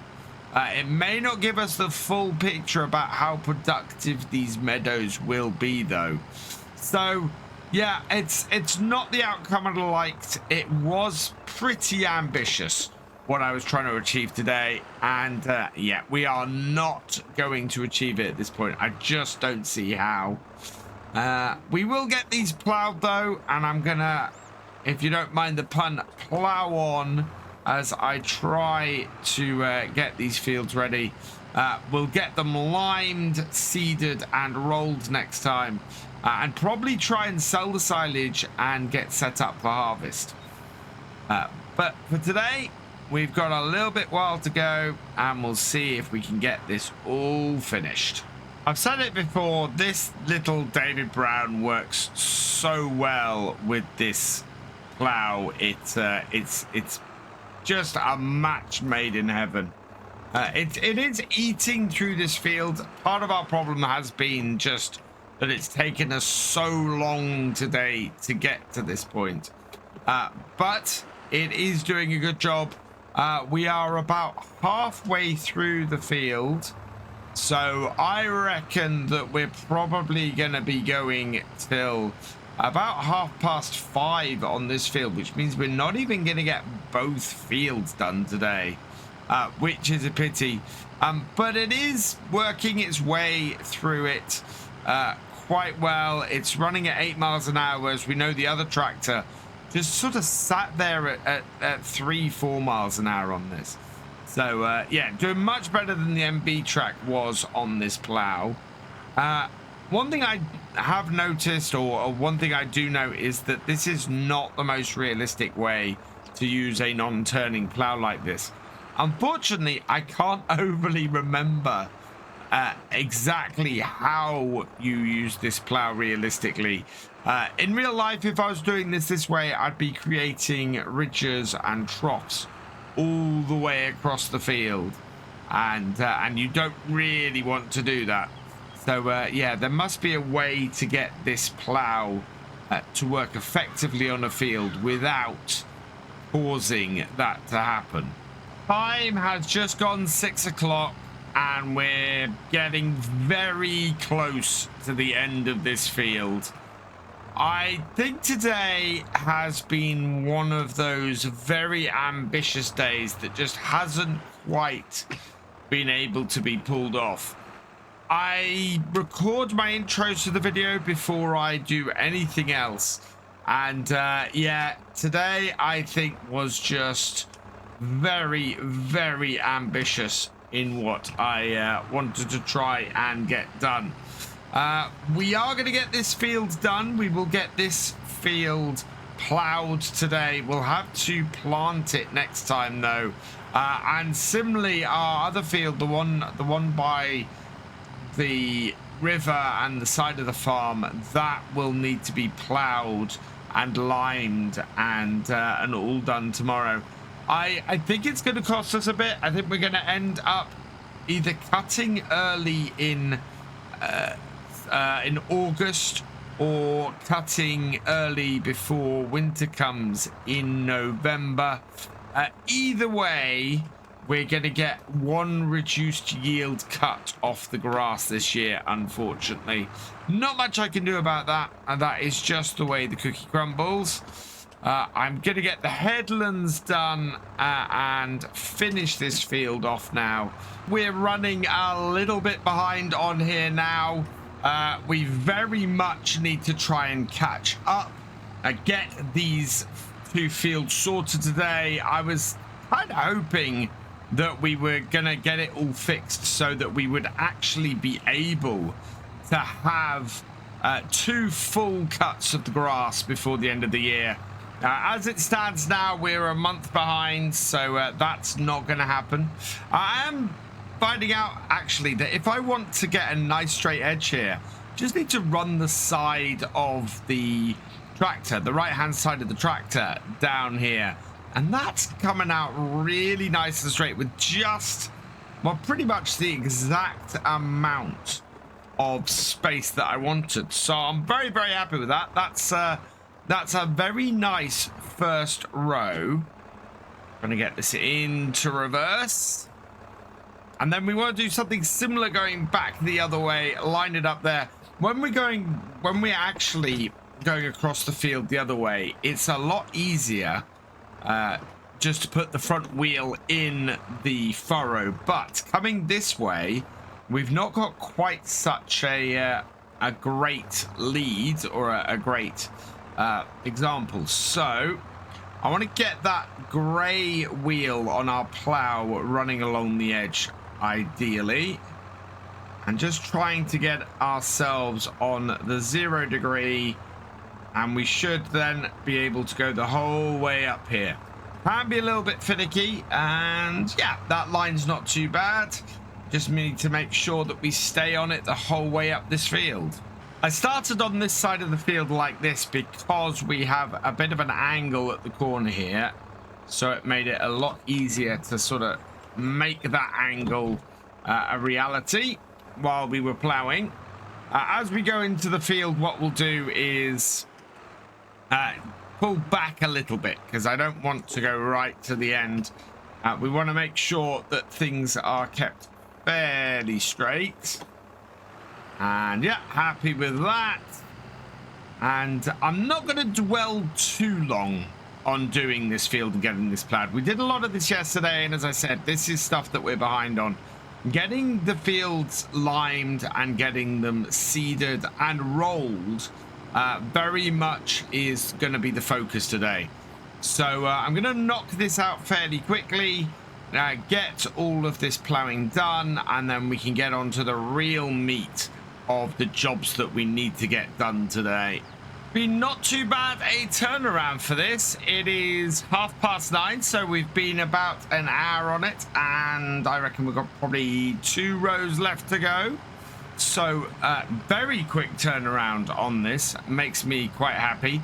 I am wondering if we can extend a little bit further out to the edge. To be honest, I'd quite like the ability to put hedge and stuff down if we really want to. So I'm not going to go beyond the confines of what we've cut here, really. But yeah, this has been good. We're going to have this done by 10 o'clock, and we can start getting on with the liming of these fields and getting them reseeded, which, as I said, is the main aim of what we need to do today. Once we've got that sorted, we will see if we can make a bit more money, see if we can make enough money to actually get the equipment we need to harvest our other fields when they ripen in the not too distant future. They're growing rather nicely, and I reckon by sort of September we're going to be looking at getting a harvest of them, if not sooner. Just the last headland to do to even things up. This down here, we'll pull it out slightly, and then nice straight line across here as much as possible, like so. And then we've got just these little patches to fill in, and I'm quite happy with that. We're pretty straight the whole way along. It goes out a little bit at the far end, and we've got a slightly wider step here, but I'm not too worried about that. And yeah, we have the entire field, or both grass fields now, plowed. And we just need to run over here with the lime quickly. That shouldn't take us too long. And then we can get the actual seeder on here, get more grass in the ground, and have these all turned around. Someone suggested that I get all of the grass under the trees and everything here cut.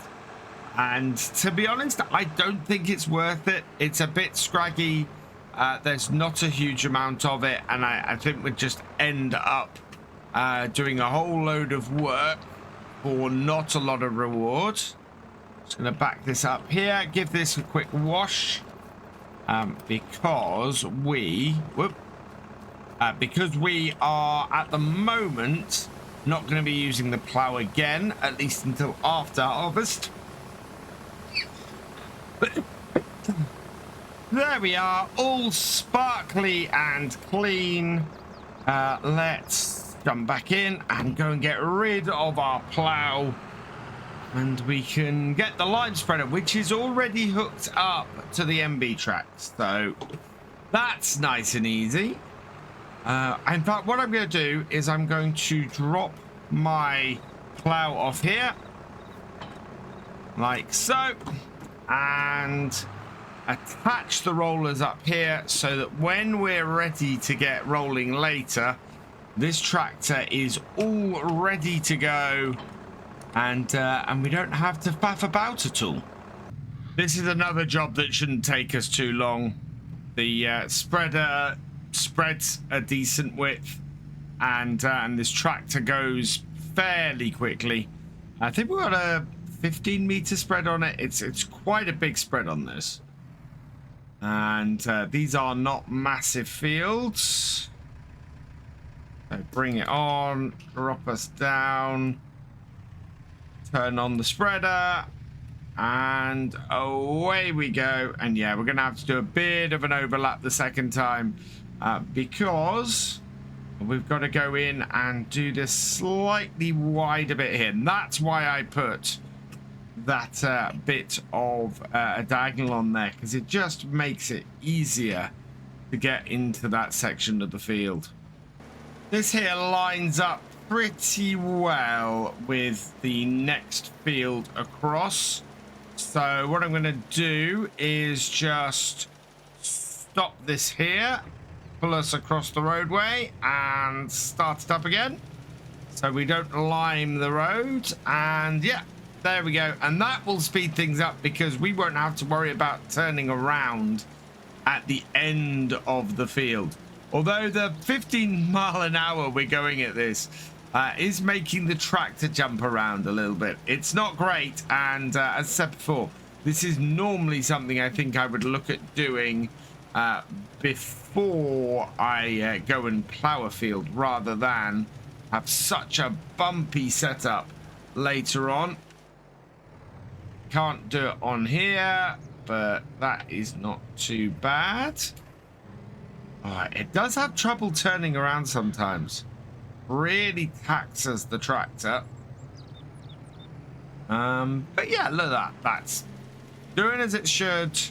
And we are nicely liming the field. We've got that corner.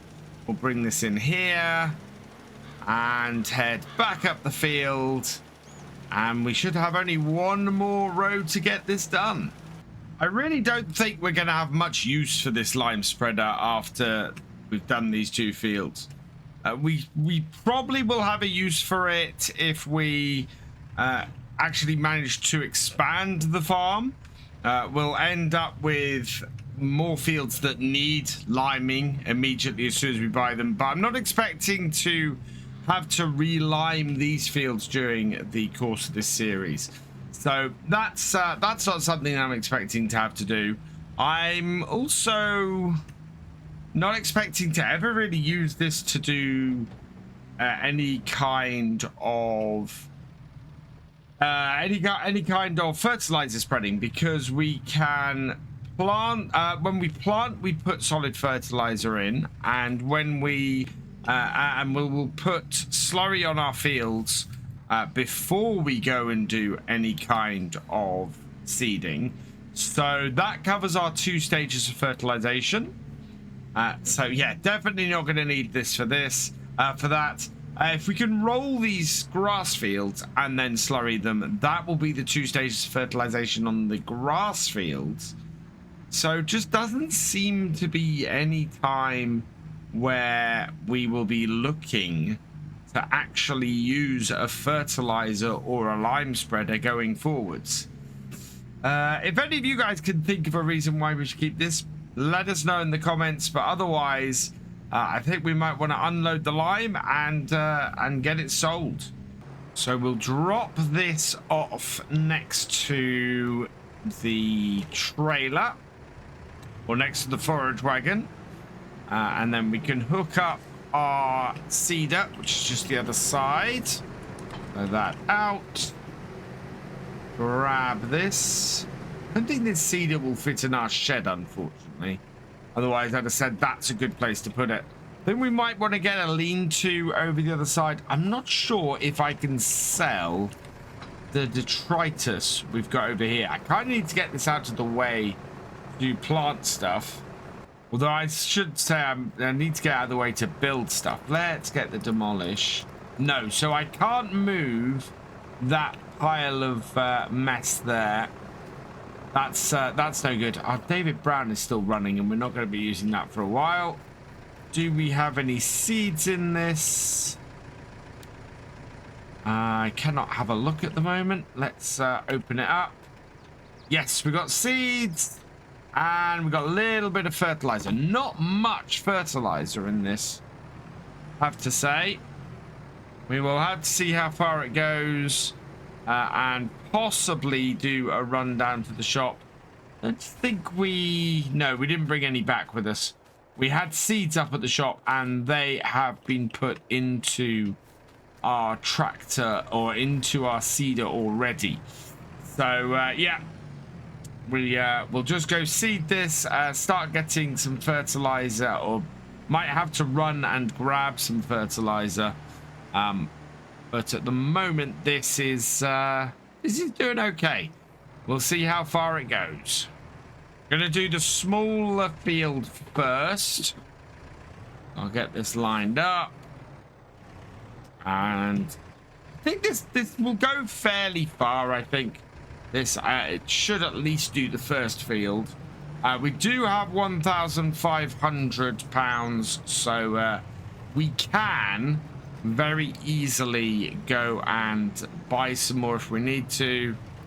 Oh wow, this is taking some pulling on this. There we go, up to 8 miles an hour, and we should breeze through this now with this pretty decent piece of kit we've got here. The fertilizer level is going down a bit faster than I would have liked. We're down to 50 liters. So we're using about 20 to 30 liters per row on this.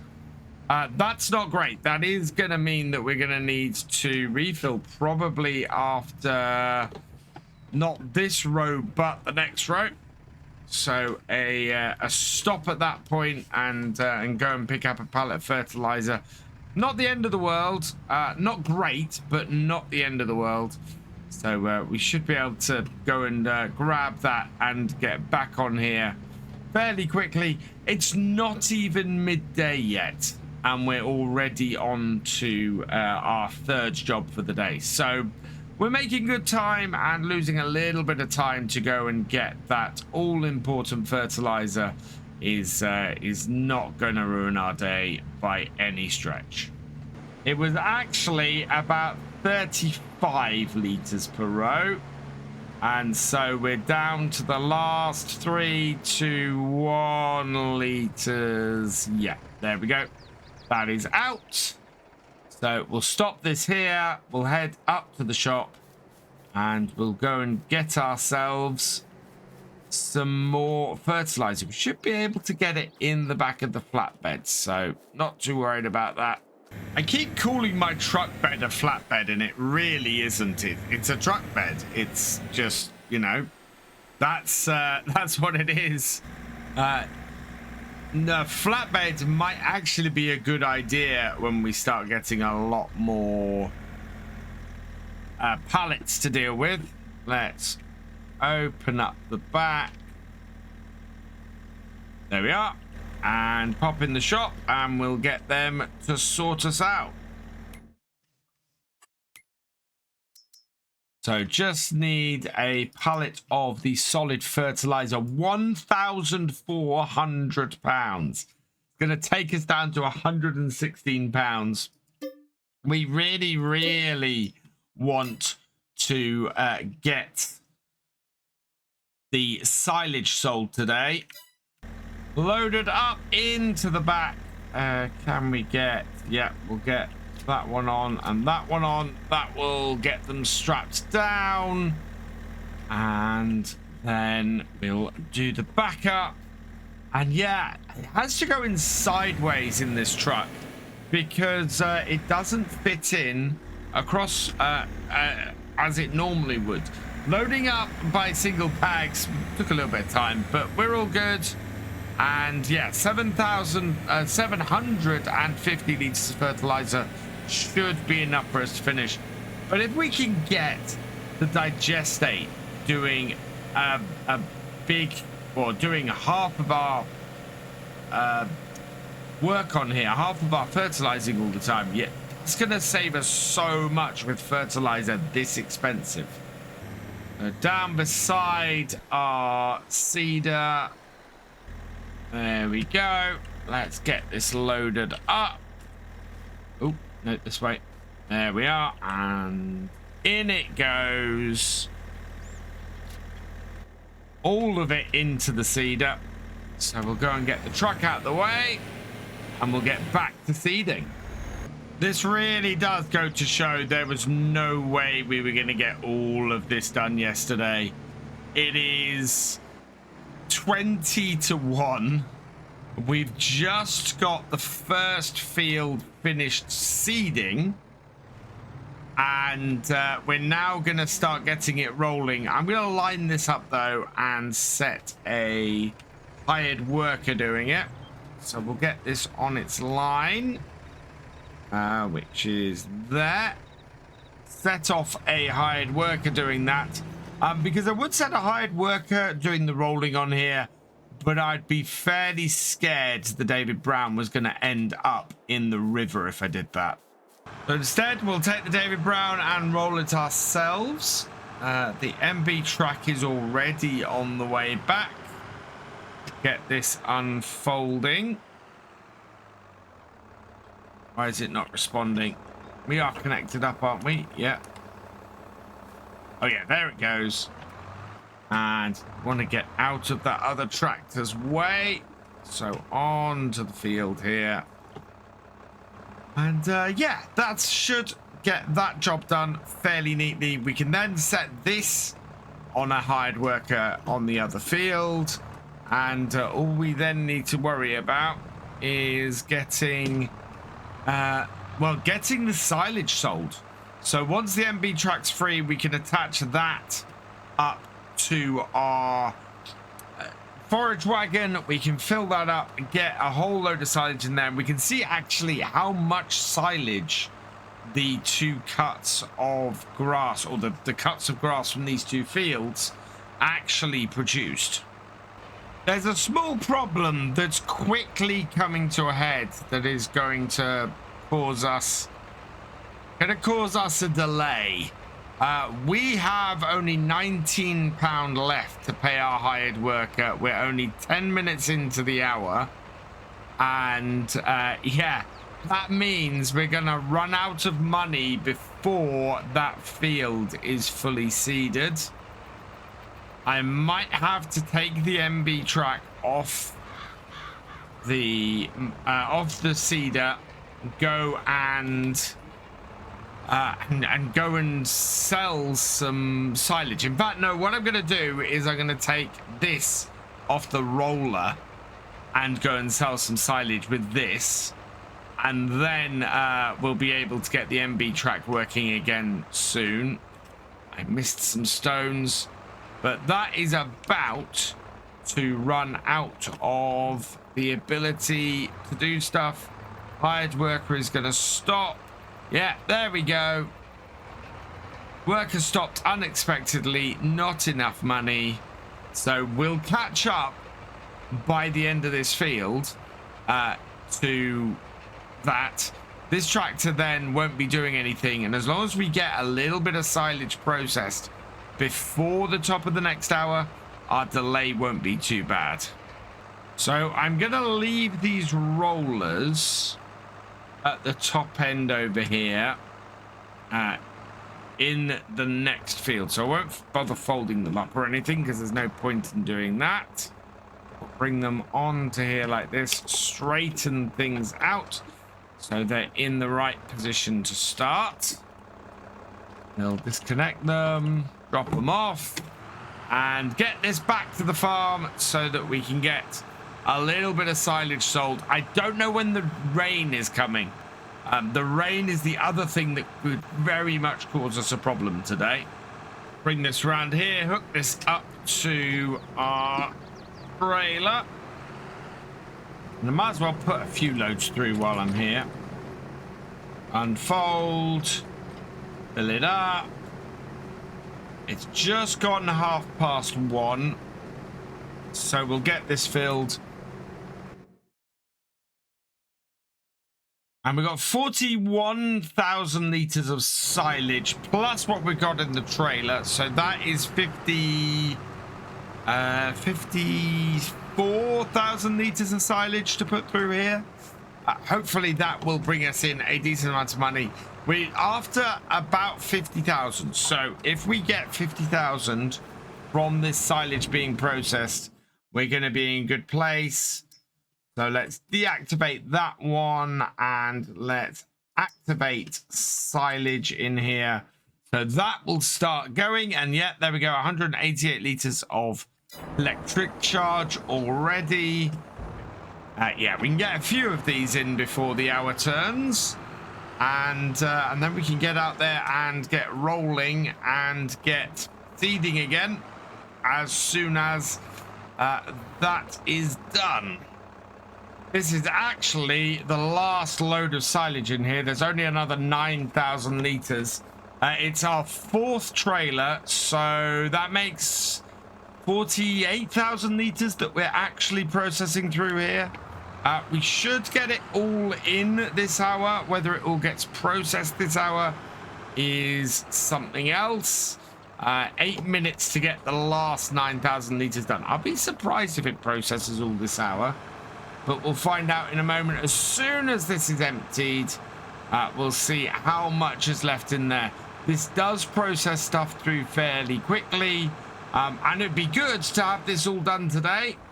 And yeah, so it's got 22,000 litres to do, 24,000 litres in, and oh yeah, we've got a good amount of digestate. So in a few minutes, we'll see how much we make, and I'll be very intrigued to see how much money we actually make today. About 30,000 litres of electricity in there, and 17,440 is not great. Yeah, we still got 13,000 litres. That's not going to be enough money to get a combine. Definitely not enough money to get a combine and trailer. I think we're going to have to sell that lime spreader. I cannot see any way that I can keep that lime spreader and we can make enough money for harvest. Maybe if in a couple of months we got another cut of grass, but even then, that's going to be cutting things so close. I'm now very concerned about harvest and actually getting the crops in on here. We've got only 17,000 at the moment. We are not going to get much more than about another 5,000-6,000. That is not enough for us to actually earn to actually even get the small combine, let alone the larger of the two old class combines. So I think we're gonna have to cut some more trees down. I think we're gonna have to, yeah, maybe get a few more bits and pieces and get some trees cut and do that. That got us a bit of money last time. Enough to get us by, and if we can earn maybe 10 to 20,000 off that, that will give us enough for both a combine and a trailer to come off it. And yeah, and I think we're going to end up with a very classic old class combine on here, because we just simply cannot afford to buy the bigger of the two, which surprises me. I really did think we were going to be better off. As I said, the only other thing that might be the case is if we can get another cut of grass later in the year, maybe with a slightly higher yield, that will give us a good place to be. But we'll see how we go. Looks like our seeder is getting a little bit confused at the top end of this field, though, slightly worryingly. So I might have to take control of that to finish things off here. Yeah, it's got all confused by the tree, so we'll just take over and get this done. I need to back it up into place. And getting close to this tree is something that it doesn't seem overly happy with. And away we go. Down. And seeding. Perfect. Oh, and wow, this tractor is a little bit low on fuel. So I'm hoping it's going to have enough just to get this field finished. Because even buying fuel at the moment is going to take valuable money away from what we need. And back in on the slight bit that sticks out here. And thankfully we won't have to do this again. So getting close to this tree. I mean, this is the thing. We've got a lot closer to the tree with this grass field than we did with the arable field, because I didn't want to have the grass. Well, I wanted the grass to be cuttable fairly close. I'm going to get this now, though, back to the yard, hopefully before it runs out of fuel, and then we'll get the last little bit rolled. I caught the wheels of the seeder right on the corner of our sorghum field there. Really unhappy with myself. Ended up taking out some of my crop, which, when every single little bit of crop counts, is not good. It's a tiny bit at the corner, but it's just enough to annoy me right there. You can see where the wheel went through and killed some of the crop. Not happy with myself for that.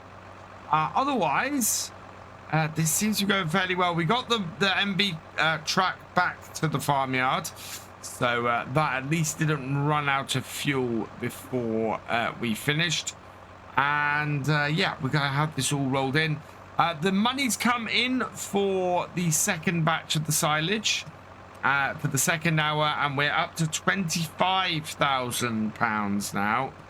I think that's still £1,000 shy of the smaller combine. So yeah, we're not got anywhere near as much money as I was hoping we were going to have going into the harvest. I think next time that likely means we're going to have to cut a couple of trees down, See if we can earn maybe 20 grand more just to get ourselves all set up. And if we can do that, that is going to be a very nice finish before we hit harvest. Thankfully, we have the time to do it.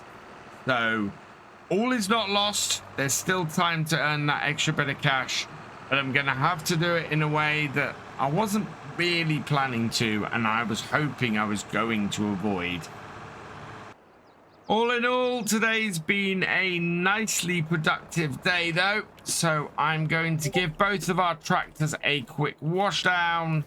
I think we'll look at refueling the MB track once we've got a bit more money in, and just see where we are at that point.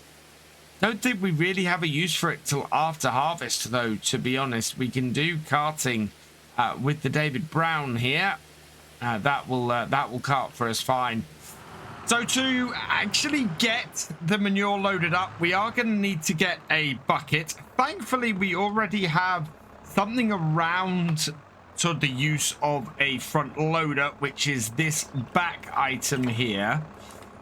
What we're going to have to do, though, I think, is spend a little bit of cash and grab ourselves an actual bucket attachment for this. So raise that up and disconnect it. There we are.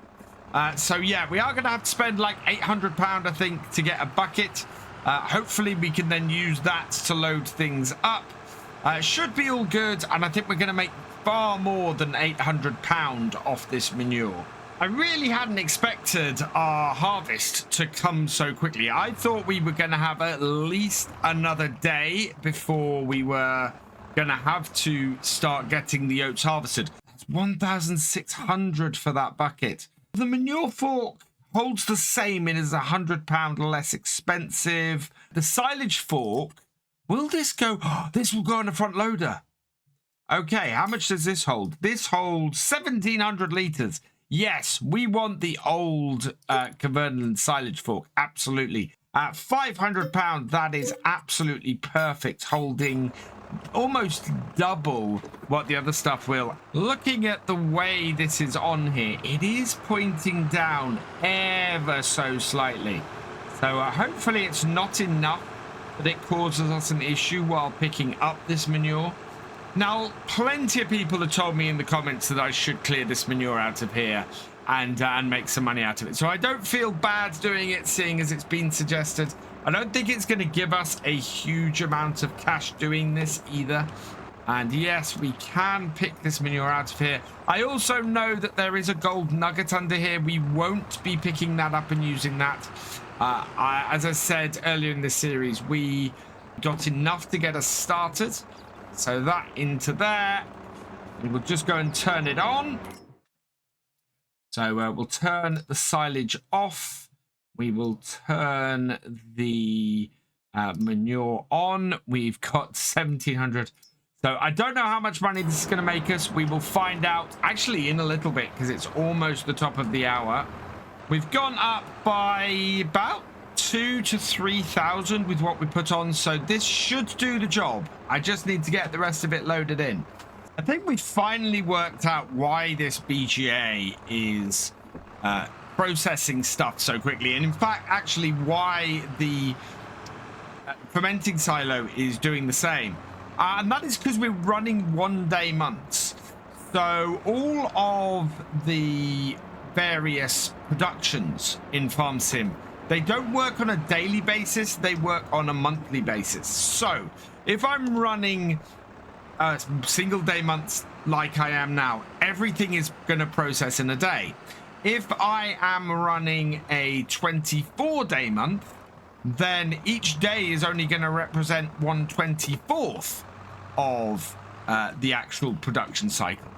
So yeah, it's not so much that these are overpowered, it's that we are playing in such a way that makes them appear overpowered. We're only going to do this till 10 o'clock. If we get the money, we are at 36,475 on this. So yeah, that might be enough, I think, for us to actually go and get the harvester and everything. So let's head up to the shop, see if we can actually buy everything. So let's see how much we are actually able to afford up here. Originally, my plan for this series had been to get one of these class dominators. We're actually £100 short of grabbing this. So we could grab the Dominator 85. That has a 500-litre tank, which actually would serve us quite well. But it's still more expensive than this set of Massey Fergusons we got here. There's a 3640, but the version I'd wanted that would have a cab on it.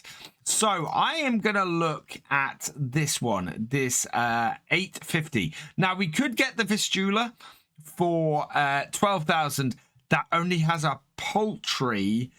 I think it is, yeah, 1,500 litre tank and would take us forever. So this has a 6,700 litre tank, which is great.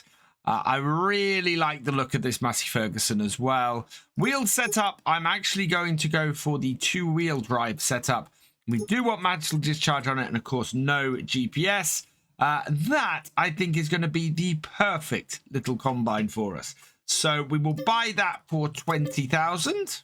To go with that, I'm going to actually take the Massey Ferguson header from the 3640 mod. That should be about the right size for us. It's a little bit of a deeper red than we've got on the 850, but should fit fairly well. And so that's going to be another 6,000. And that then leaves us with a choice of trailer. Now, originally, I was going to have a look at getting something like this. The Lizard NS900H. This holds 7,500 litres to, I think it's, yeah, we can go up to 13,000 litres. But that is going to be 10,499. For 10,000 litres is going to be a pretty much a flat 10k. Now, the thing is, I can do 10k cheaper with a much more appropriate trailer for our tractor, because this does not have the right hitch. And that trailer is this one, the Lizard Agricultural Trailer. This is 5,200 as its base bale trailer configuration. So we'll be able to reconfigure this for other stuff. But I'm going to take it up to this, 10,000 litres for £6,700 and a much more appropriate hitch for our tractor. Now, I'm hoping this is going to be a low trailer hitch and that we're going to be all right. I like it in the blue and I like the right white rim colour. We don't need any number plates on this series, so we will buy that for 6,700. And then there we are. So we got our Massey Ferguson combine. No need for a header trailer here either. And we've got our trailer. So let's hook this up to the David Brown. I think this David Brown just has trailers just look large on it. Oh, it has gone to the upper hitch. I think I might just go and fix that quickly and see if we can get it to connect onto the lower hitch, because that would make much more sense. Okay, that should do it. Let's give it a try. And yeah. There we go. So you can see it's attaching to the lower one there. Much more appropriate, much flatter setup there. I'm very much happier with that. So let's start up our combine here.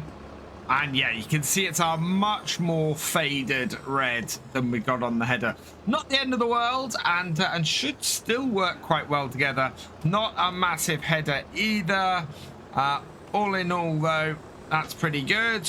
We want to attach that in there. Just check that everything starts up. Yep, that's all good. Right, and we'll get the tractor to follow behind like so. And we'll take this back to the farm and get started on cutting some oats. And looks like we're going to be starting by 11 o'clock. That is perfect. This Massey Combine is quite a nice mod. We've got some nice moving bits and pieces, so lots of the controls move. We do seem to be missing the pedals. They're just sort of stumps on the floor. And I think the camera's a little bit off-center on the seat. Otherwise, yeah, it's quite a nice mod, this. I like it. I'm going to keep the David Brown following us for now. What we do want to make sure, though, is that we are actually dropping straw, which we are. That's good. We're going to collect up the straw. We're not going to bale it. What we're going to do is put it straight into the BGA and process it through there. Get us some extra cash. Coming up to the end of the first headland, and we're nearly 30% full. So I think the wisest thing to do here is probably going to be to take 3 headlands. And in doing that, we will end up with a decent amount. We'll be able to basically empty the combine for the first time. As a result, I don't think we need the David Brown to follow us the whole way around the field. I think when we get to the end of our 3rd headland, at that point, we'll want to empty. And we'll leave the tractor and trailer here, jump back in the combine, and on with our 2nd headland. I love the way this combine is functioning. It is about the perfect size for us here on this map. It is very easy to see my outer edge with where this cab is positioned. And it's just, yeah, pretty perfect for what we're after on here. I'm very, very happy with this setup. We're aiming to hit at least 5,000 litres off these 3 headlands, and at the moment we're sitting at 4,800. So expecting to hit 5,000 before we get back to where the tractor and trailer is. In fact, yeah, we're at 4,945. So we're definitely going to hit that. And then we're going to be able to cut in at that point and probably get... I think we might get 10,000 litres, so a full trailer off here. The downside we've got is we don't actually have anywhere to store it. I might have to store it on the floor in my barn. Don't really want to do that either. We might have to raise a little bit more money. We might put some more of the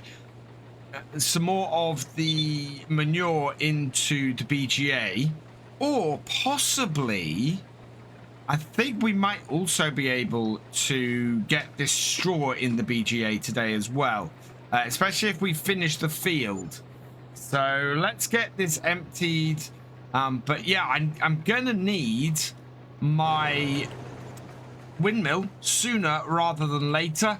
And if I, yeah, I'm going to need the money to get it. I think it might be about 10,000. If it's 20,000, we're definitely going to have to work to raise a load more money. So the cost of the windmill, either windmill, is going to be 20,000, and we are at 9,148. So yeah, in order to do this, I am going to have to raise some more money. That's not great, because we're going to have a full trailer and a full combine with nowhere to put any of it. One thing I will say for this combine is the maneuverability is amazing. It turns on an absolute dime, and I love that about it. I've had lots of combines that just haven't been as maneuverable as this is, and as a result, it's just a joy to get around this field. I'm going to enjoy using this a lot, I think. And it's also quite cool because there's a farmer just down the road from me who even now uses 2 of these to do the harvest every year. It's very, very cool piece of equipment, and I like it a lot. We are not going to get a full trailer off here, though. We've only got about 3,000 litres, and it looks like we're going to end up with maybe 4,000 litres in total. If so, yeah, that might just be a full trailer. At least that will free up the field for us to be able to get this straw up and get it into the BGA, and hopefully make the extra money we need to get a windmill down and start producing some flour so we can start making money from that. So our final total is still shy of 4,000 litres, 3,649, which means we'd need over 6,000 litres for us to have a full trailer. So I don't think that's happened either. We do at least have an empty combine out of all this. What we'll do is we'll just park this out here so that it's ready. And yeah, with our header, we want to be going into the field this way. Want to keep it away from our lone tree. I think we are going to plant some more trees. And then that's down and finished. And we've got 9,156 liters here in our trailer. So not bad harvest. So what I'm going to do today is just put this trailer into the shed here on the David Brown. We'll go and grab our forage wagon. We'll go collect up the straw and get that into the BGA, get that processing, and then we'll be able to go and hopefully get a little bit of extra cash, maybe the extra 15,000 we need. Got no fuel in this tractor. Let's just pull out to the pumps here, get this refueled. That's going to cost us some money. So I'm going to put about, oh, it only takes 120 liters. That's fine. Depending on how well this straw processes, we could end up with more money off that putting it in the BGA than we'll make from the oats. That is one headland, and near as damn it is a full trailer. In fact, yeah, there we go. 13,000 liters of straw off one headland. So straw doing that. So let's turn off the manure. We'll deactivate that. So silage 840 produces 756. Straw 840 produces 80. Wow, that is quite a drop. So yeah, we are more methane. So we'll make more money from methane off the straw. It produces 5 times as much compared to the silage. And yeah, we're going to get a lot less electricity. Let's activate that. We're going to get quite a bit of straw off here to go in. So that will be good. I'm not expecting to make anywhere near the kind of money we were making off the silage, though, which makes sense because straw should not make as much money as silage makes. So it's almost 2.5 more of full trailers that we've got off here. In fact, it is 51% of this. So that's 4.5 full forage wagons of straw off here. Really quite good. I think that's going to throw us up to about maybe 14,000. Which means we only need to raise another 6,000 for one windmill and another, well, it's about another 12,000 for the other. So I think we're probably going to be getting the cheaper of the 2 windmills simply because we buy on here what we can afford. If we can afford the bigger one, I would go with that, but I think we're going to go with the smaller one on here. I tend to use the bigger one more often anyway, so I think we'll go with the, see if we can go with the 20,000 one here. We have filled this as much as we can though, so we will just go and park this up, fold down the cage, and get this parked up over here. We could of course sell our lime spreader. There is that. If I'm absolutely desperate, don't think we need it. I honestly don't think that that's something that is needed around here. How much is it worth? Would that do it without us having to load more manure up? So that fertilizer lime spreader is worth 11,811. That actually, I can't really have that sitting around the farm at the moment. I think what we'll have to do is hook that up, take that back to the shop.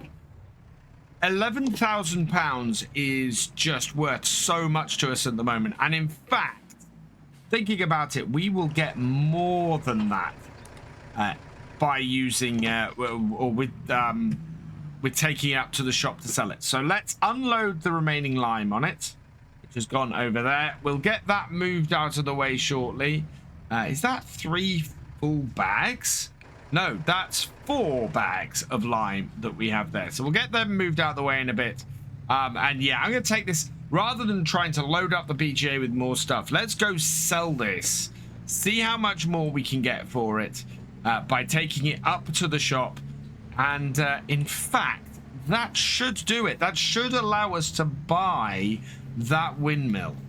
Bring this round the side of the shop here and get things lined up like so.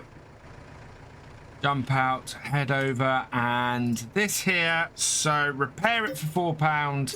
We'll make more than £4 on that. Repaint it for 937, and then final price we should get for it is 14,000. We might be able to, no, in fact we can get the more expensive windmill if we want. I don't think I'm going to. I think we'll head back to the farm. We'll get the cheaper windmill because I don't think there's any downside to getting that over the more expensive one. And we'll get that loaded up with the oats and start making some flour. So we'll park this up in the shed, nicely out the way. We are probably going to use this again today, actually. I just want to get it out of the way for now. And then I'm going to build the windmill over here. We've got a nice big area that a fair amount of wind can get in. It's less interfered with by the trees here. So there it is. So the old grain mill, I can't see any difference in what it takes. We're not going to be doing massive volume. So even if this old grain mill does take a little bit less, then it should be fine.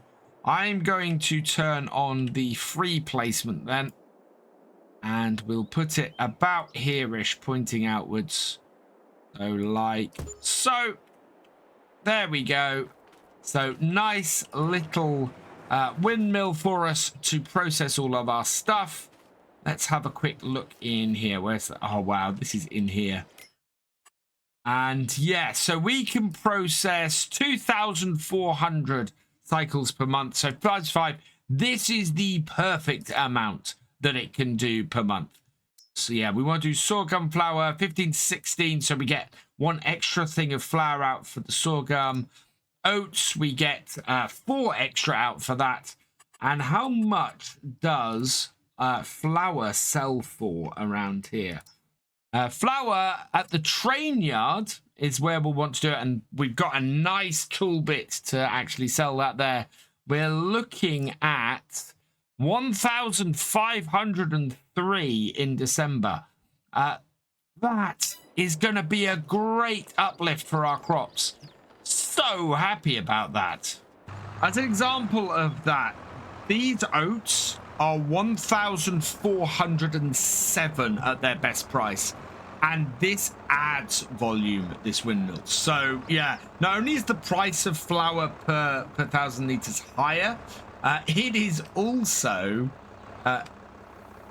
wow, what the heck? No, that has holes in it. I don't want that. I want it to tip out the back. Let's change our tip side back. There we go. Then that doesn't look so odd. There we go. Tip out at the back. Yeah, there we go. That's much better. Although, yeah, this trailer does not seem to tip up, interestingly. And with all that emptied into there, we'll open the door in here, go back in, and we will turn on the oat flour. So yeah, it's gonna add another 4 litres for every 15 litres we have. We will activate that for the oat flour, and yeah, we should get a load of oats out of this. Do we have... So we've got soybeans, I think. Sorghum is what we've got. So we'll be making sorghum flour. Yeah, that's what I expected. Canola oil is the other one. I haven't checked out the numbers on that, but I think the sorghum is going to pay us very, very well. I've got one last job I want to do today now, and that is get some digestate on the grass. I think our grass is fairly close to being fully fertilized.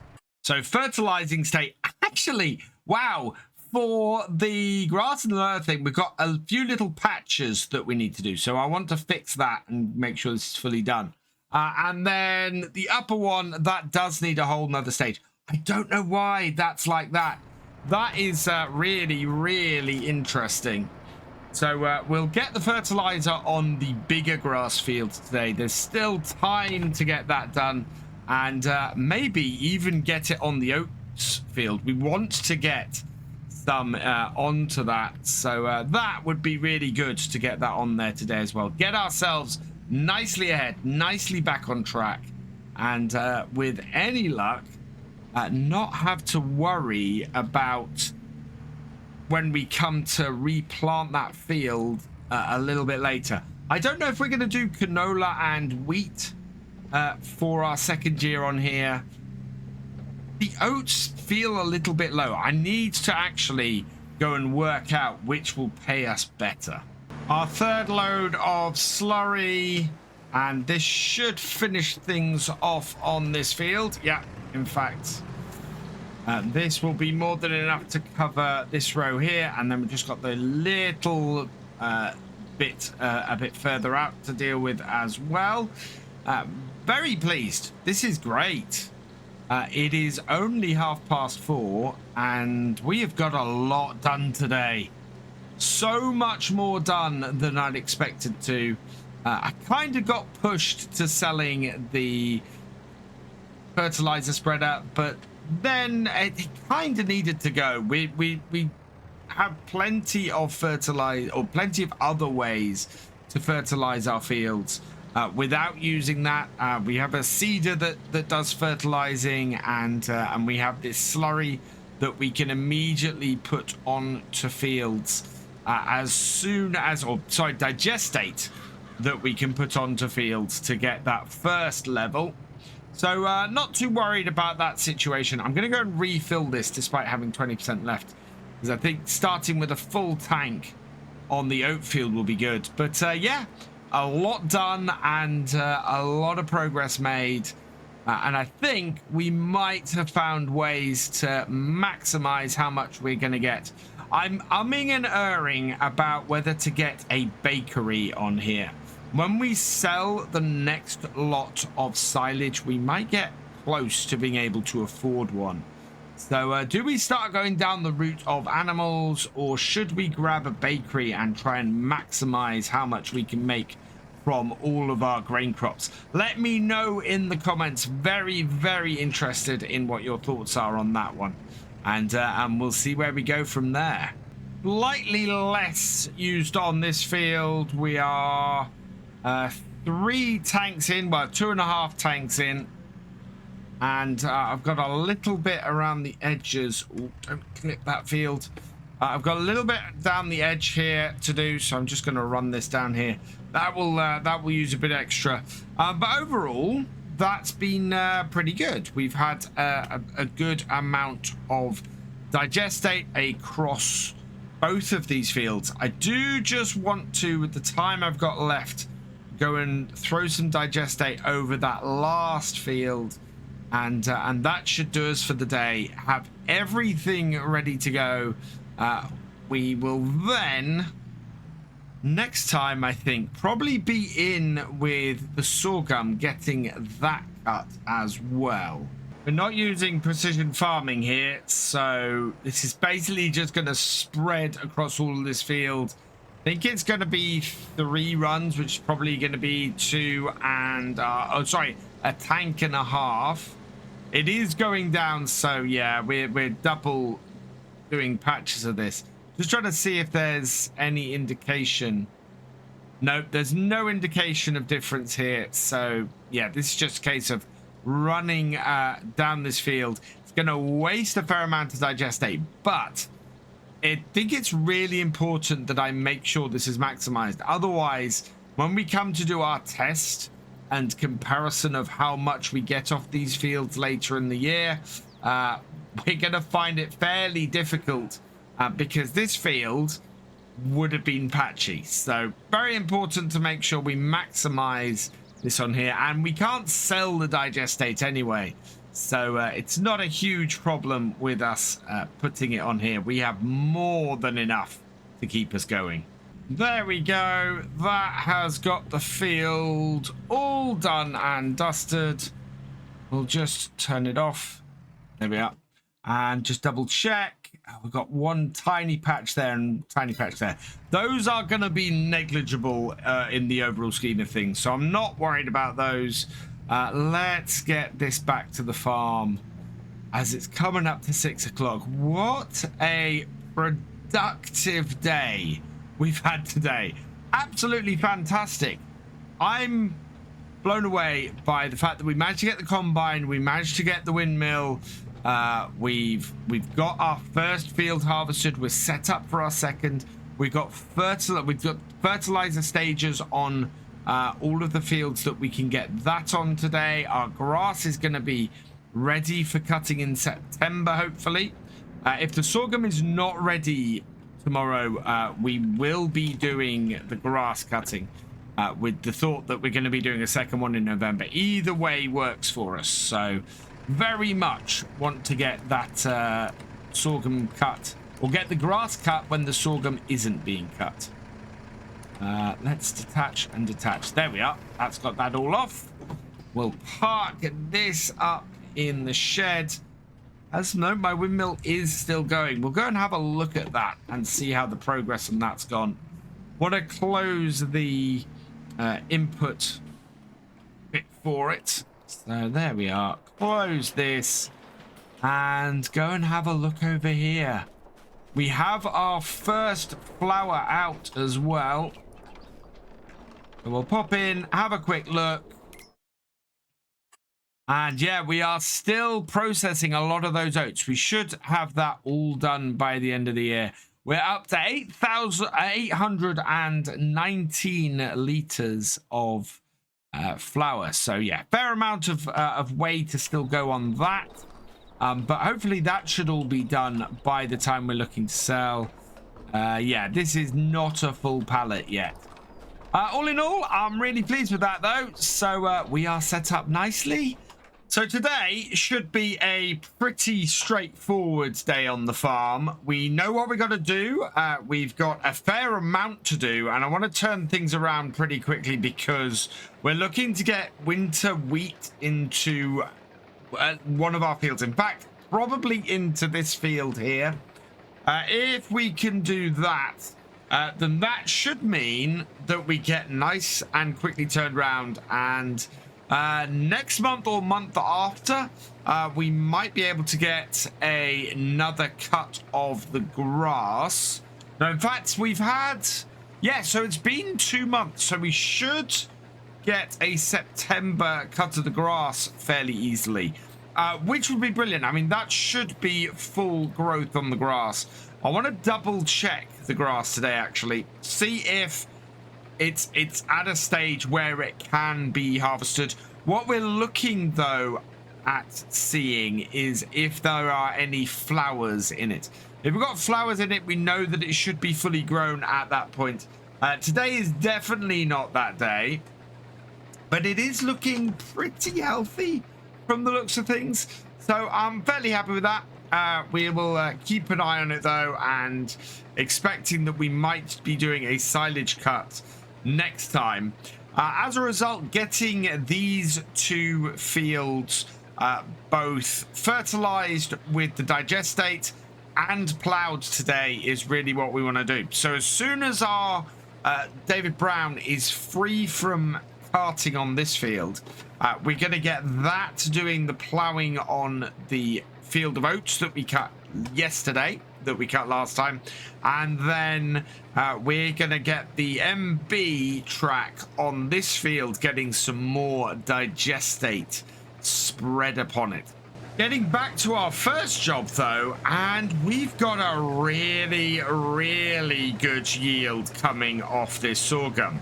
We are at nearly 40% off our first headland. In fact, that is 42% of the first headland We are going to have nearly a full tank by the time we do our second headland. And in fact, we want to do the second headland the other way around. We will do 3 headlands on this field like we did on the last one. And that will mean that we get about the same amount of coverage as our last field. But it looks like we're going to have a higher amount of sorghum off here than we had oats off the other field. And if that's the case, well, at 13.8, 14 tons a hectare, this is really good. I mean, that is massively more than we were getting off the oats. And looking at this, our conversion rate from, let's turn the oats off, from sorghum to flour is 15 to 16, which is slightly less than we had with the oats. But I still think that's going to give us more flour overall. At the moment, we are maxed out on our flour anyway, so we can't actually process anymore. That is a job we are going to have to sort today. I'm very much thinking, though, that we might go a step further. We've got the flour. We might be able to, after this year's second harvest of silage, be able to afford a bakery. So we could get our own bakery going and turn our flour into bread and make even more money from our crops. Properly full production chain through and maximize our profits and see how we go. Lots of people in the comments going, you should do production chains. So yeah, maybe we'll go and do the production chain and see exactly how much we can turn these crops into.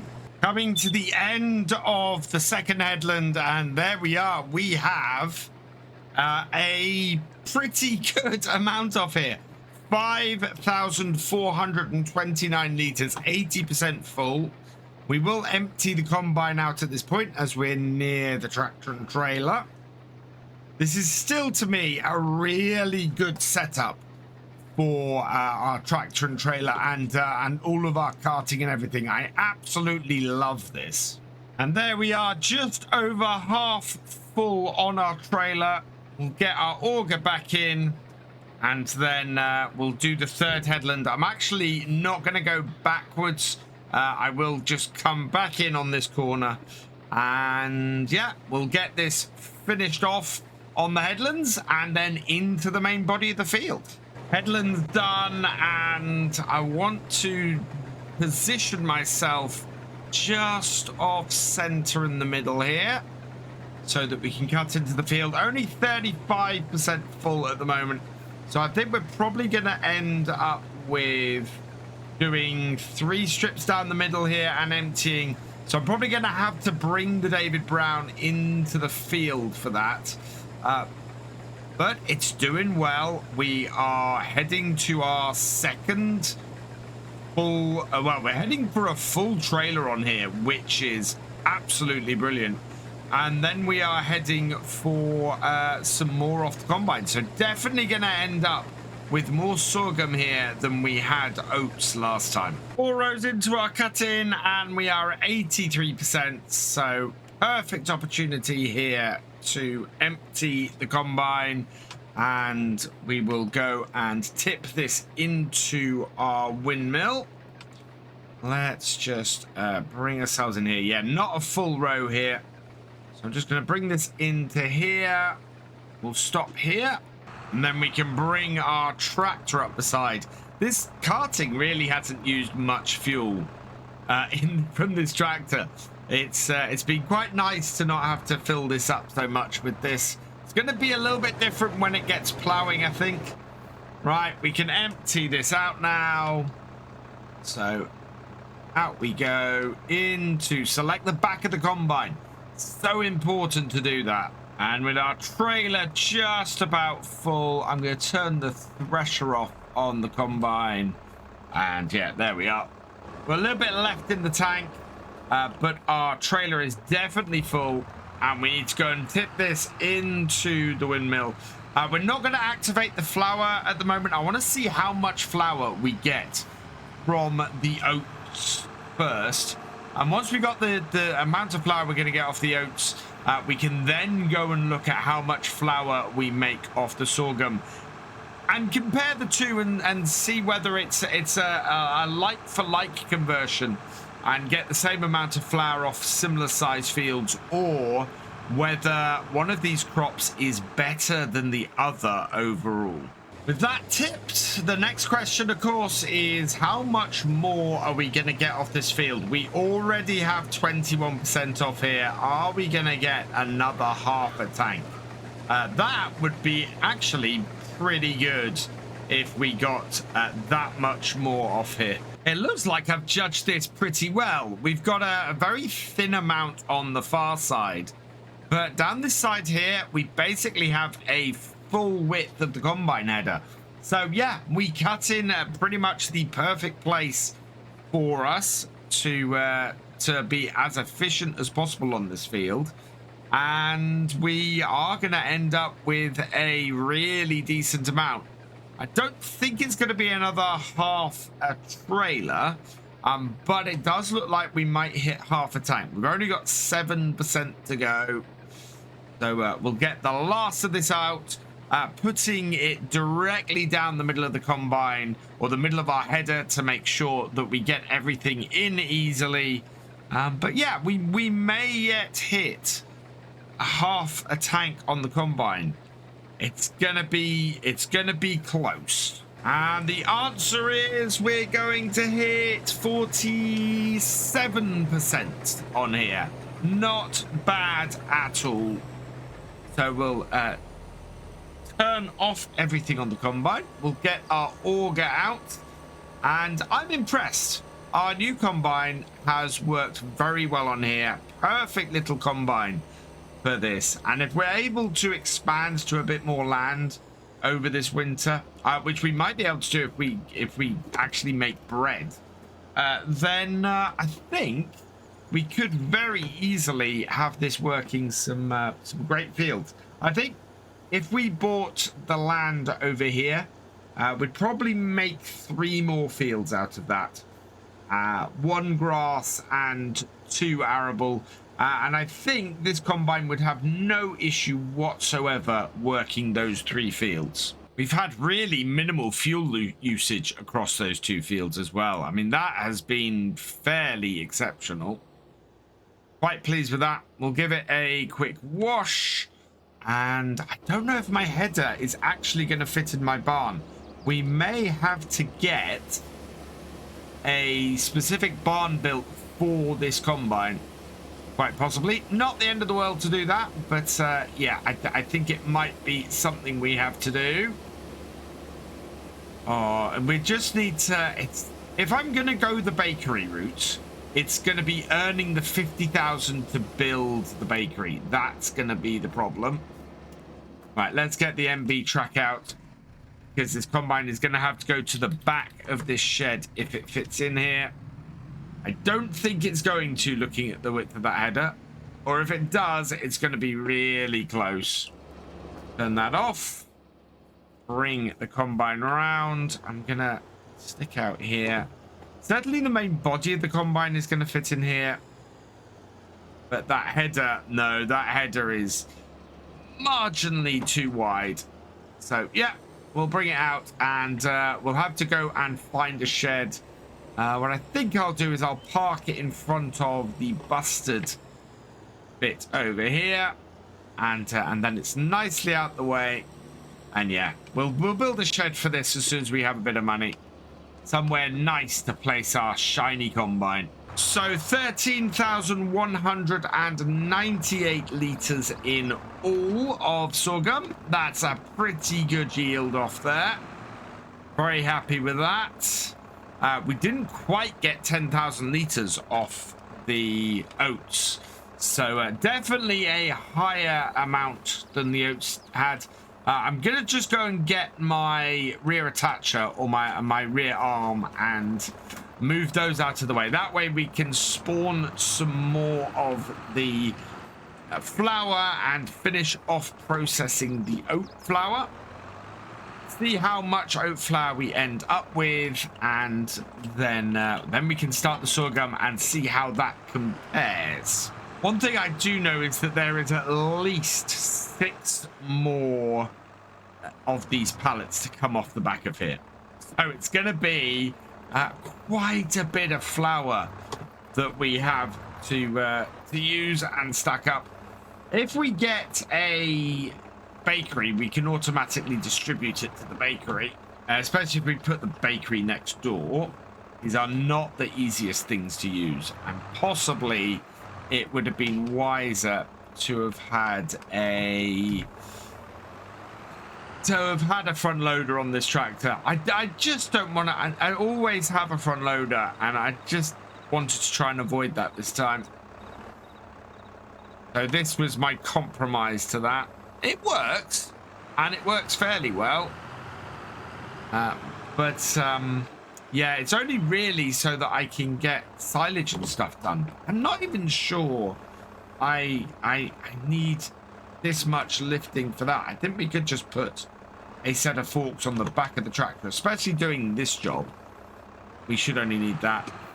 We will need something a bit better though for when we have bread and things to load up. So I may end up getting a front loader on this, or I may end up getting a little forklift or something like that. If we're doing a lot of productions, maybe that's the better way to go, especially if one becomes available on secondhand. A nice cheap secondhand one would be perfect for us on the farm. Just going to reactivate the oat flour. We've got 2,000 liters of oats, so yeah, we'll get those processed through. Really good amount here though. I'm very, very happy with this. This at best price, if we were just to sell this flour, would bring us in quite a big bit of money, way more money than if we just sold the oats. So yeah, this is already much more profitable way of doing things. It's then, is doing bread gonna be that much more profitable as well? One advantage to this bit of kit over others is you can actually reach further back with this than I would be able to with a front loader. It's got quite a nice reach on it. I am just sort of making a mess over here. I don't need to have a neat setup. I just need to get these out of the way, and that's a good place for me to put them. But yeah, that is by no means a nice neat bit of piling up or a neat bit of stacking. I will probably go and sort that out later when I got a little bit more time. I think we might also have reached the end of the flour here, and we'll see how much our oats have actually produced. At the moment, we're up to 10 of these, which at 1,500, which I think is the price of oats, or the price of flour. Yeah, best price of flour is 1,000. So that's 18,000 that we'd be looking for if we just sold the flour. That would be an amazing markup. That would double pretty much what we were getting for the oats, I think. So that is fantastic. I am so pleased with that.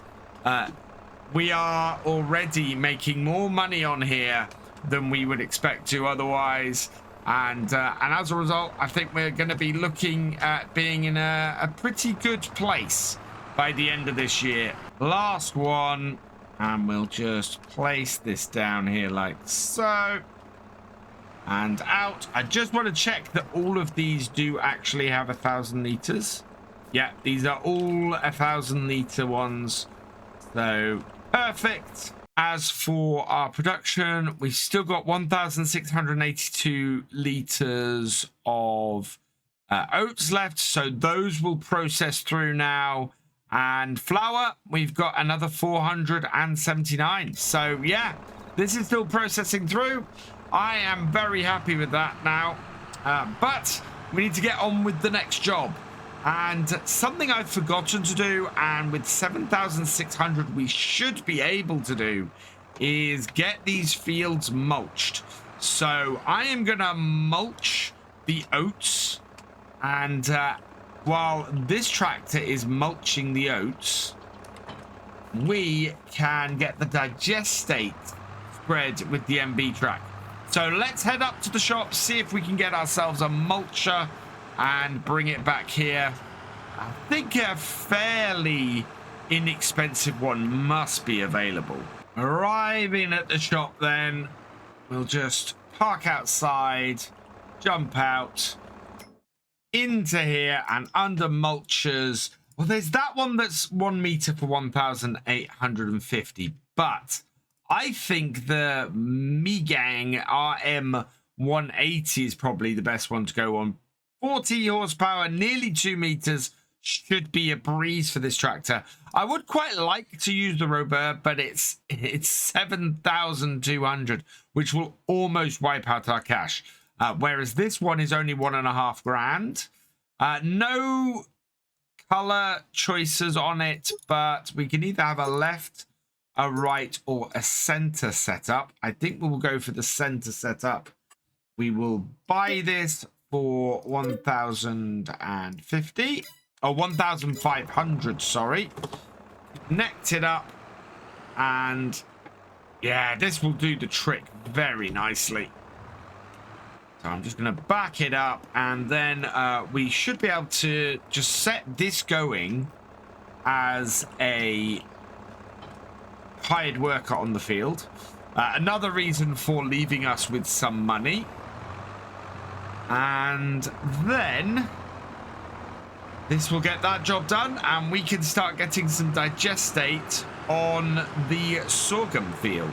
I'm slightly concerned with how much digestate we have to spread on this field. We may have to put more of the manure in just to make sure we come out with enough digestate.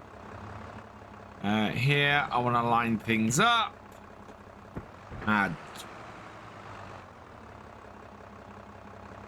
Get things in the right place. There we are. And then hire a worker. Are they going up to the edge of the field? Just about. Yeah, I'm happy with that. So as long as that doesn't run over at the end, I think we're going to be fine. So the question very much is, how much digestate do we have sitting in here? Let's see. We've got 5,501 liters. And then in the trailer... oh no, we've got 2,135 liters.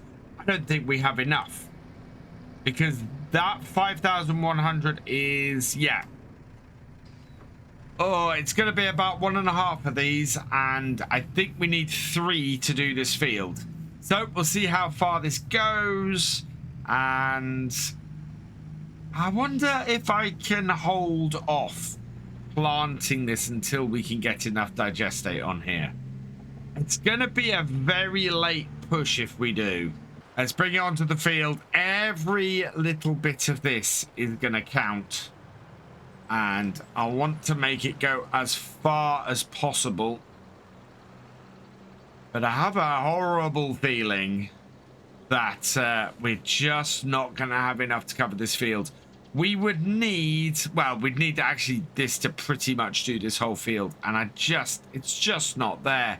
We are already down to 61%. I think we're going to hit 50% by the end of the field. Yep, there we go. 50% at the end of the field. We're going to get 2 rows worth in here. But I need to make sure I'm far enough over. No overlap is what I'm going for. No overlap should mean we max this out. It's not the end of the world not having enough digestate to do this field. What it does mean is it's just going to cost us extra to do this, because when we plant it, we're going to end up with some extra cost from the solid fertilizer. Okay, so down to 1%.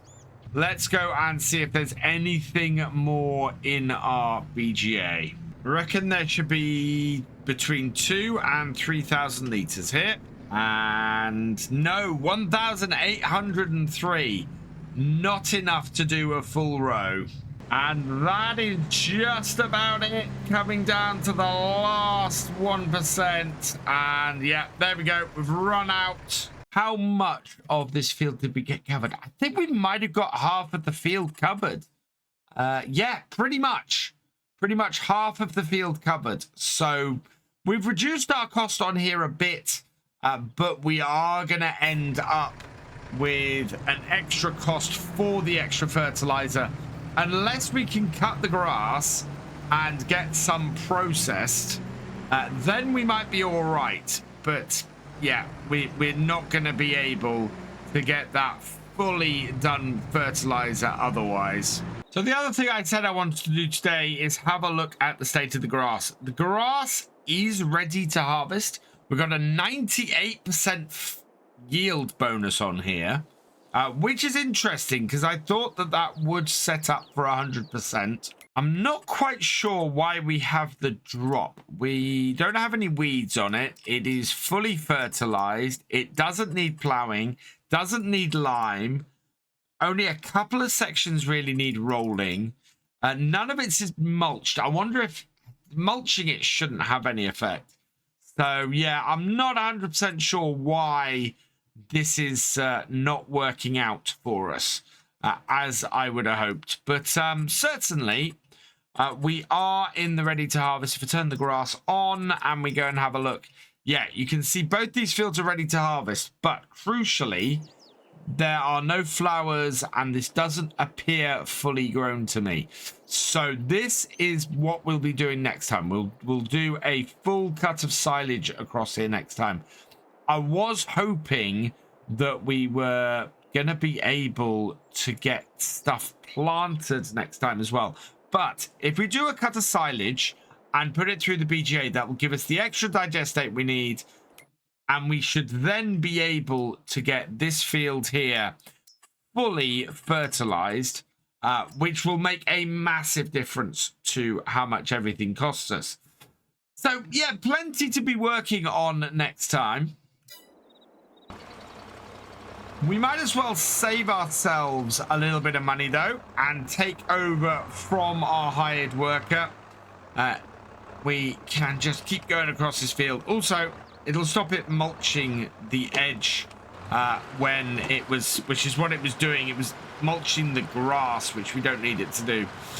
We can just continue on across here, get this job done ourselves, and yeah, save ourselves the money from our hired worker doing it.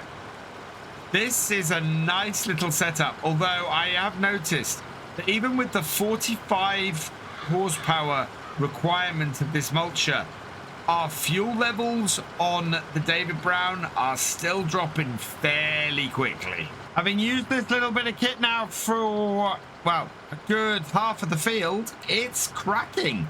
Absolutely brilliant. We're not using fuel as fast as I was worried we were going to be. So that's good news. And yeah, it's doing a great job of mulching this field. I missed a little bit there, but that's okay. We'll go back and get that in a minute. Otherwise, yeah, it's small width isn't really being a big problem on fields of this size. I think when I got money in, we might upgrade it for maybe something like the Robert. But when we got money, when we got time for this on a day like this, but when we got time on a day like this, the width is not an issue at all. It just allows us to work our way slowly across at a very, very affordable price. I am very happy with this. We've just got to get through the other field, and we're probably going to have to wait for that until we've got the extra digestate on it. Coming to the end of the final row, and judging by the amount of time this has taken us, I think we're going to be okay. We do have all of that field to do, and the only thing holding us up is the digestate. So yeah, it's gonna have to be this field getting mulched and plowed straight after we get the remaining digestate on it. It's going to be a very busy day in a couple of days' time, but I think it's possible. I think we'll be able to get through everything. So we have a fairly simple aim today, and it is very much just get this grass cut, get it rowed, get it collected up, and get it into the silo. At the same time, I do plan to see if we can get some more work done on our fields. The field we really need to get done is this one here, and I want to get some winter wheat into that. We should be able to do that in October, I think. So as long as we turn the sorghum field round fairly quickly, we should be all right. And then we're looking at probably planting sorghum in what was the oat field this year come the new year. So that should all fit together. We may even skip forward a couple of months if we can. Down with our mower here and away. And yeah, we are cutting right on the edge. In fact, where our wheel is placed is a pretty good indicator of where we are cutting the grass. Been around the headlands 3 times, and we're getting a good amount of grass cut off here. Of course, we are going to compare the amount of grass we have here and that we're cutting off here to the amount of grass we get in a couple of months' time. We're going to be doing a November cut as well, because we're expecting grass to have regrown enough. So I'm very hopeful that this is going to be a larger amount now, and will send us into that end of the year with a little bit of extra cash. As somebody pointed out, I am going to need to replace the house on here in the near future, and that is very much on my winter wish list here. I want to get a bakery. We're looking at going for the full bread making setup on here.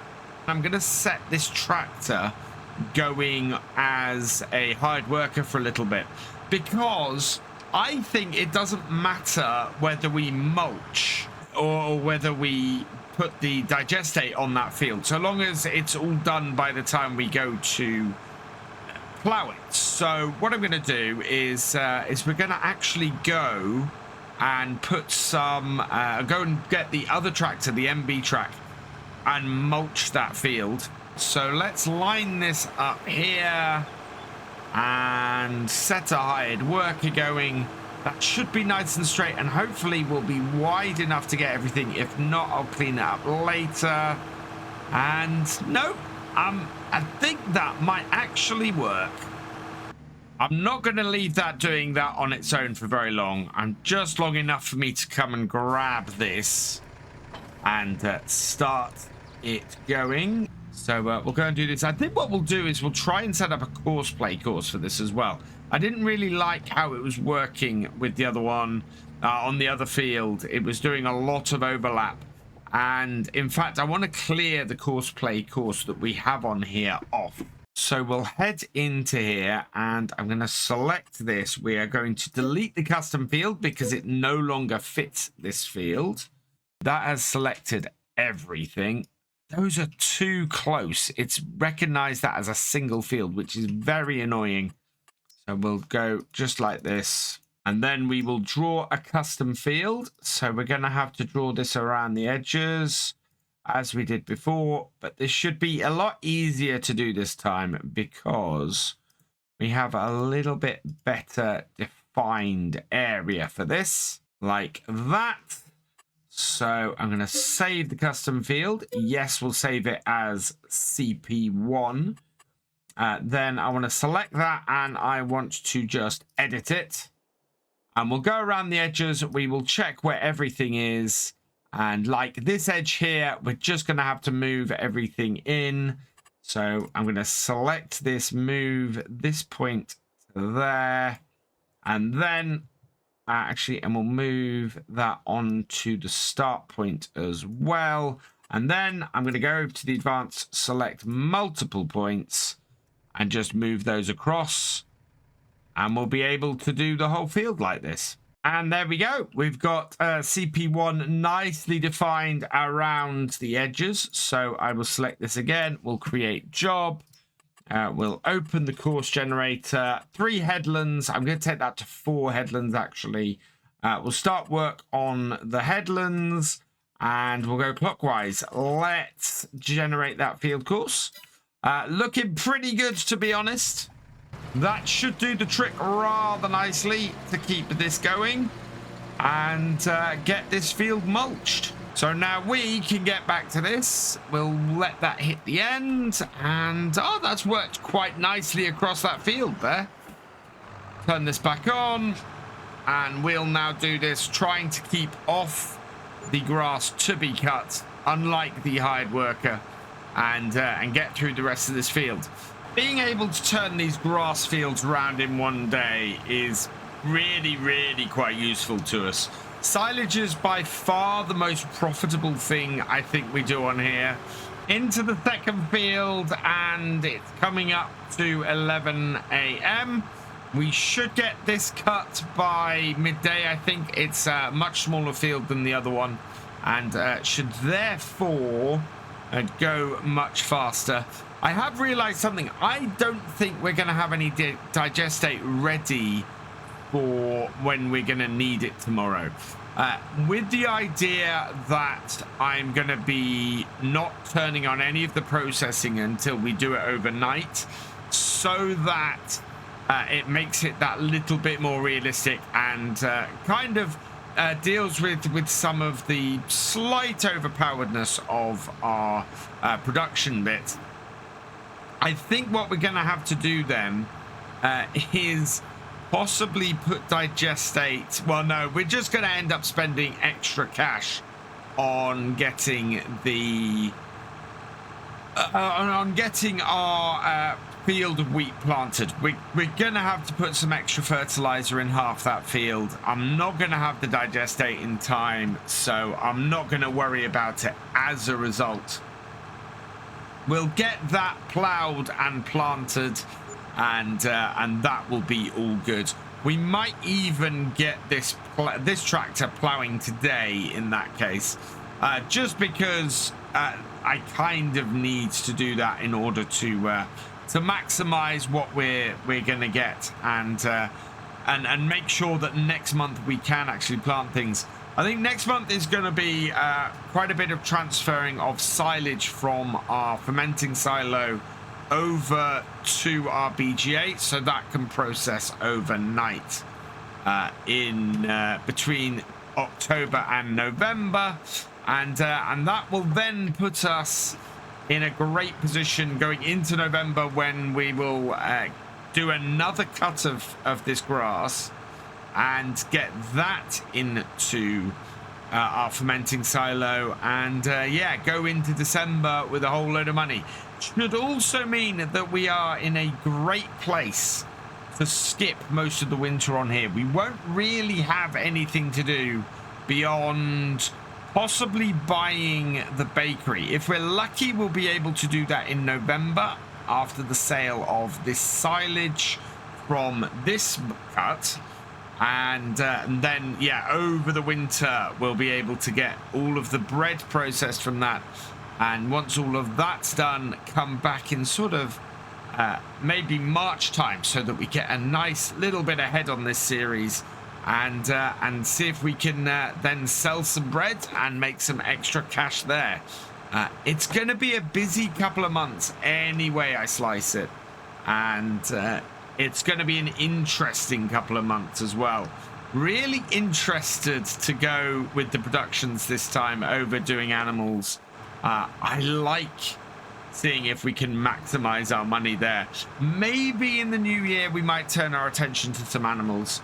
I like to bake a cake, and the only way I can see us doing that is possibly to buy in some sugar, get a few cows to get some milk and a mini dairy, and see if by the end of next year we can get a cake out of our bakery. But we will have to have a play around and see whether that's even achievable. I've got the headlands done, and we're looking fairly good, but the fuel light is flashing. We're low on fuel. We're going to have to run back to the yard and fill this up, unfortunately. I was hoping I was going to get to the end of the field and get it done, but it's not to be. I really want the MB track to be a fieldwork tractor, and I think we might have to replace the plow in order to get it to be that. It doesn't work well with the plow we've got at the moment. For some reason it runs at a ridiculously slow pace, especially compared to our David Brown here. So I think a reversible plow would be a fairly decent piece of kit to get on the farm when we get a little bit more money in. Of course, once we've actually spent the money we need to spend elsewhere, because there's no point in replacing something we've already got unless we've already bought all of the other bits we need. We need 50,000 for the bakery, which is quite a tall order, depending on how much we make off this grass. We then need another... Actually, I don't think we... Oh, yeah, we need probably another 20 to 50,000 to replace the house. So that as well. If we're going to get a small cow area and a small chicken area to give us some eggs and some milk, that's going to cost... Yeah, so there's quite a bit of expense we have coming on the farm in the next year to keep things expanding. I don't think we're going to be going much beyond the area that we've got here. So, yeah, there's plenty of money that we need to spend on the farm. And a plow is actually fairly low down that list. Final row, and we've been delayed by about 20 minutes or so because we had to go and fill up. Trying to make sure that we are getting everything in our mower for this last row, and yeah, that seems to be going in fairly nicely. We will get the windrower out next on this tractor. Will require a lot less fuel on this tractor because there's no, I don't think there's any PTO or anything on that, or we've got a little bit to clean up there. But yeah, so it doesn't require a PTO or anything. So as a result, tends to be less power hungry and less fuel hungry with this tractor. Get the last little bit of grass. Get this turned off, fold it up. And yeah, we'll head back to the yard, grab our windrower and start making some rows. I'm going to start off here by rowing up the kink that sort of sticks out. That way we can just sort of keep doing an ever decreasing circle around here. We'll just bring that down, and it's put a little bit on that field, but that's already been mulched, so that's fine. And yeah, look at the speed this goes. Twice the width, twice the speed. Gets this done much quicker, and allows us to sort of speed through the rest of this job. We'll do 2 headlands with it because we should be able to get that done fairly quickly. And then by that point, I'm hoping that the mulcher is going to be finished and we can get our MB track going around here and collecting things up while we get this to work plowing. Although it being already 1:45, I'm not sure exactly how much plowing will get done on the farm today. At the end of this row here, having gone round twice, I'm just going to lift up and start doing up and down rows, which then makes sense. And yeah, quite useful having that extra little bit there that we can just start at and then work our way in, and then just get everything sort of running very nicely up and down the field. It works well. Down with that, collect that up, And yeah, does a good width. This does a very good width. This, and it doesn't require a huge amount of power to do it. I like this windrower a lot. Our mulcher has just finished up, and less than an hour from us finishing mowing, we've already got this field nicely rode up and ready. So I'm going to take the MB track back to the yard. I'm going to set that up with the forage wagon so that as soon as we've finished doing this job here, we'll be able to bring the forage wagon out here and start collecting up. And that will mean that we can then get this straight onto the plowing. I'm expecting to have the windrowing here done by 2 o'clock. It all kind of depends how long I'm faffing around getting rid of this mulcher and getting the forage wagon out there. I do just basically want to finish up with the windrower, come and dump it back here, put the plow on, get that field plowing, and then not have to worry about that while we immediately get to using the forage wagon to pick everything up. So let's back this up here. Yeah, that all hooked up. Yeah, unfold the forage wagon, and we'll get this out to the field ready, and then as soon as we're ready to do the changeover, we can get the changeover done. So can I get this field rode up in 27 minutes? That is now my challenge. We'll see if it happens.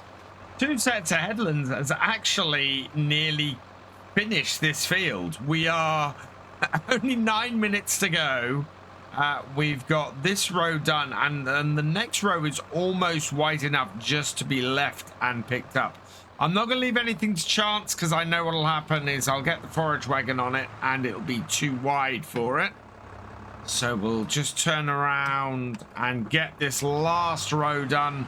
But yeah, we're well within time today and nicely on track.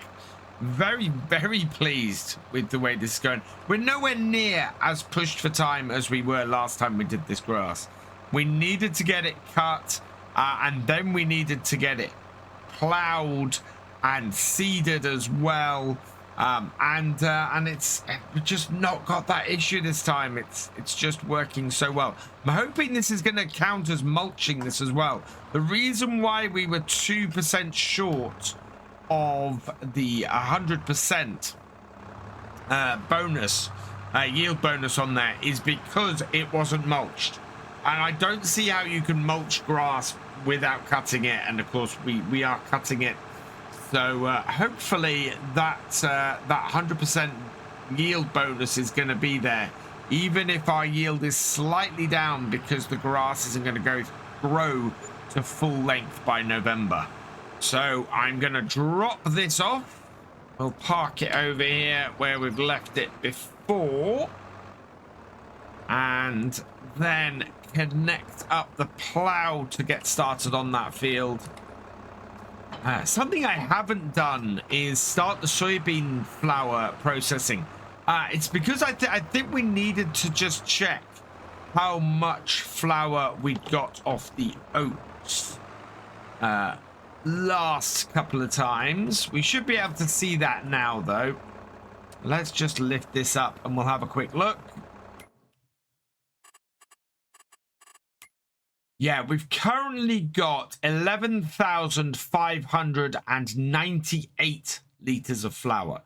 So I'm going to note that down, and I'm going to start up the sorghum flour processing because we've got 13,000 litres of sorghum. So let's activate that. And yeah, 11,600 already. And that means that now we can just get this field plowed. So we're going to do same thing here. Now that we've got a course on here, set up a course play course. I want to do 4 headlands. I want to do center first, sharp in the corners. And all good. So generate me a course. Yeah, we're going up where the other tractor is. So that's pretty good. It means we're going to be able to start everything in roughly the same corner. Although I may have to get the forage wagon moving forward first in order to start this off. Yeah, very much going to need to do that. So come over here. Start this up. Start up the forage wagon and drop it down. And we will see how much we get off this. Already at 2% off very little pickup. That bodes very well. I think that's already better than we were before. First waypoint, line things up. And this is when I find out that David Brown doesn't like courseplay. I think we're going to be okay. Yep. Away it goes, and yeah, create fields definitely not on. Wow, the yield on this grass is so much more than it was before we replanted it. We are already at 95%, and that is a full forage wagon before we've done a full go around the field. So yeah, we have a big increase in the amount of grass we have on here to put into our fermenting silo. That only bodes well for where we're going to be and what we might be able to afford. I think we're going to get more than 4 forage wagons full just off this field alone. I mean, this is our 3rd one and we're only just getting into the rows themselves. We are at 39,000 liters at this point. And yeah, we might even get 5 lots out of here. And now it's about, overall I've worked it out, about 80% conversion rate to electricity. And it all depends on how much the electricity sells for. Unfortunately, there's no reliable price that I can see anywhere in my menu. In here, because we don't have any electricity, it's not listing it. And in here, the electric charge is only the selling charge, not the buying charge. So yeah, it's not giving me any kind of indication of exactly how much we'll make for that. I have a feeling it was around 500. So we need to have about 120,000 liters of silage, I think, in order to make enough money to actually get the bakery.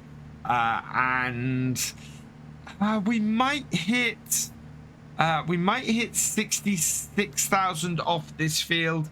If we do hit that off here, then there's a chance we might hit the 120. We might hit 100 certainly. There's a good chance of hitting 100. So I am intrigued to see how much we have off here. I think it might be a case of needing the November cut as well to make the money that we need to get a bakery and make the bread and get all of our flour maximized. I don't really want to sell any flour because we just won't get enough overall from the flour to make a big enough difference. But I think from the silage, if we're lucky, we might be able to raise enough cash. Well, we haven't ended up with a full forage wagon off of this field for the last lot, but it's not far off. It's 90% full. That takes us up to 63,579 liters off that first field. That's a really good amount. That is a cracking starting amount. So I'm just going to top it off with what we've got on here before we go and tip it again. But yeah, we're heading for a very large amount of silage off here, and that will transfer to a really good amount of electricity As I said, I doubt it's going to be enough to actually get the bakery, but I live in hope. Maybe if we put a little bit of that remaining manure into the BGA as well, then it will be enough just to throw us over the top. 3 full forage wagons off this field will put us at 104,000 liters. I am currently finishing up the second. I think we're gonna pass 100,000 liters today on this field. That is exceptional. That is above what I was hoping for. It would be absolutely brilliant to hit that. And hit it we will on the very last row. We're going to have a little bit left over. I don't think it's going to be a massive amount. If it's 7,000, that's going to put us at 110,000 overall. But I don't think it's going to be. I think we're going to find we're a few thousand short of that. We are over 100,000 liters though. This does represent that, and that is fantastic. I am so pleased with how much grass we've got over here today, and that we're going to convert the silage to sell, or to silage to put into the BGA tomorrow. It's going to be a busy day getting all of that across. But we should be able to do that without too much issue. In fact, I think we might be able to set this to distribute. We can set it to distribute, so that would be great. That would go straight into the BGA then. I don't think there's anywhere else that will distribute to. So I might set that to distribute so that tomorrow we don't have to go back and forth delivering it. We're probably going to do something similar going forward if we get a bakery set up, because that way we can get the flour automatically across to our bakery, which will be great. But yeah, that is fantastic. Just a tiny little slither to go. And look at that. The David Brown has absolutely shot through that field with that plow as well. That is going to be finished ready for next time. So we'll be able to get the seeder going very early. We'll be able to get the roller going very early on there as well. And we'll probably look at trying to get some fertilizer on these fields if we can. Because we are going to need to do that, especially if we're going to be a little bit short. I don't mind spending £1,000 or so to get a little bit of fertilizer to spread on these fields, so that November we can get this with the best setup possible. We do need to put some digestate on here as well, so it's yeah, it needs 2 spreads of fertilizer really. Don't know if we can do that before we do the next cut. So that might affect the yield off here too. But there we go. Another 2,722 liters off that field. We'll get this tipped as well and get the whole thing turned on. Because we need to get this processing overnight. And distributing really, I think, is the way to go. Let's in fact, no, I'm not going to distribute it this time. You guys let me know what you think, whether we should get it to distribute. I will go with really whatever you guys say in the comments going forward. So we'll just store for now. Total amount is 106,722 liters. We will activate the processing of that. So we'll get 95%. So near as damn it, 100,000 liters of silage off of this, which will get into the BGA. That'll be about 80,000 liters of electricity off that. I have no idea if that is going to be enough for us to get the bakery. We will see when it sells. For now, though, I'm going to leave this here, which means that all that remains is for me to say... Thank you for watching. I hope you've enjoyed this video. Please leave a like, drop us a comment, and give it a share. Special thanks to all my patrons and channel members. Your support is invaluable in making these videos and helping the channel to grow. For more from Virtual Farmer, check out the links below, follow on Twitch to watch live, and for more videos, subscribe and ring that bell. I will see you next time. Goodbye.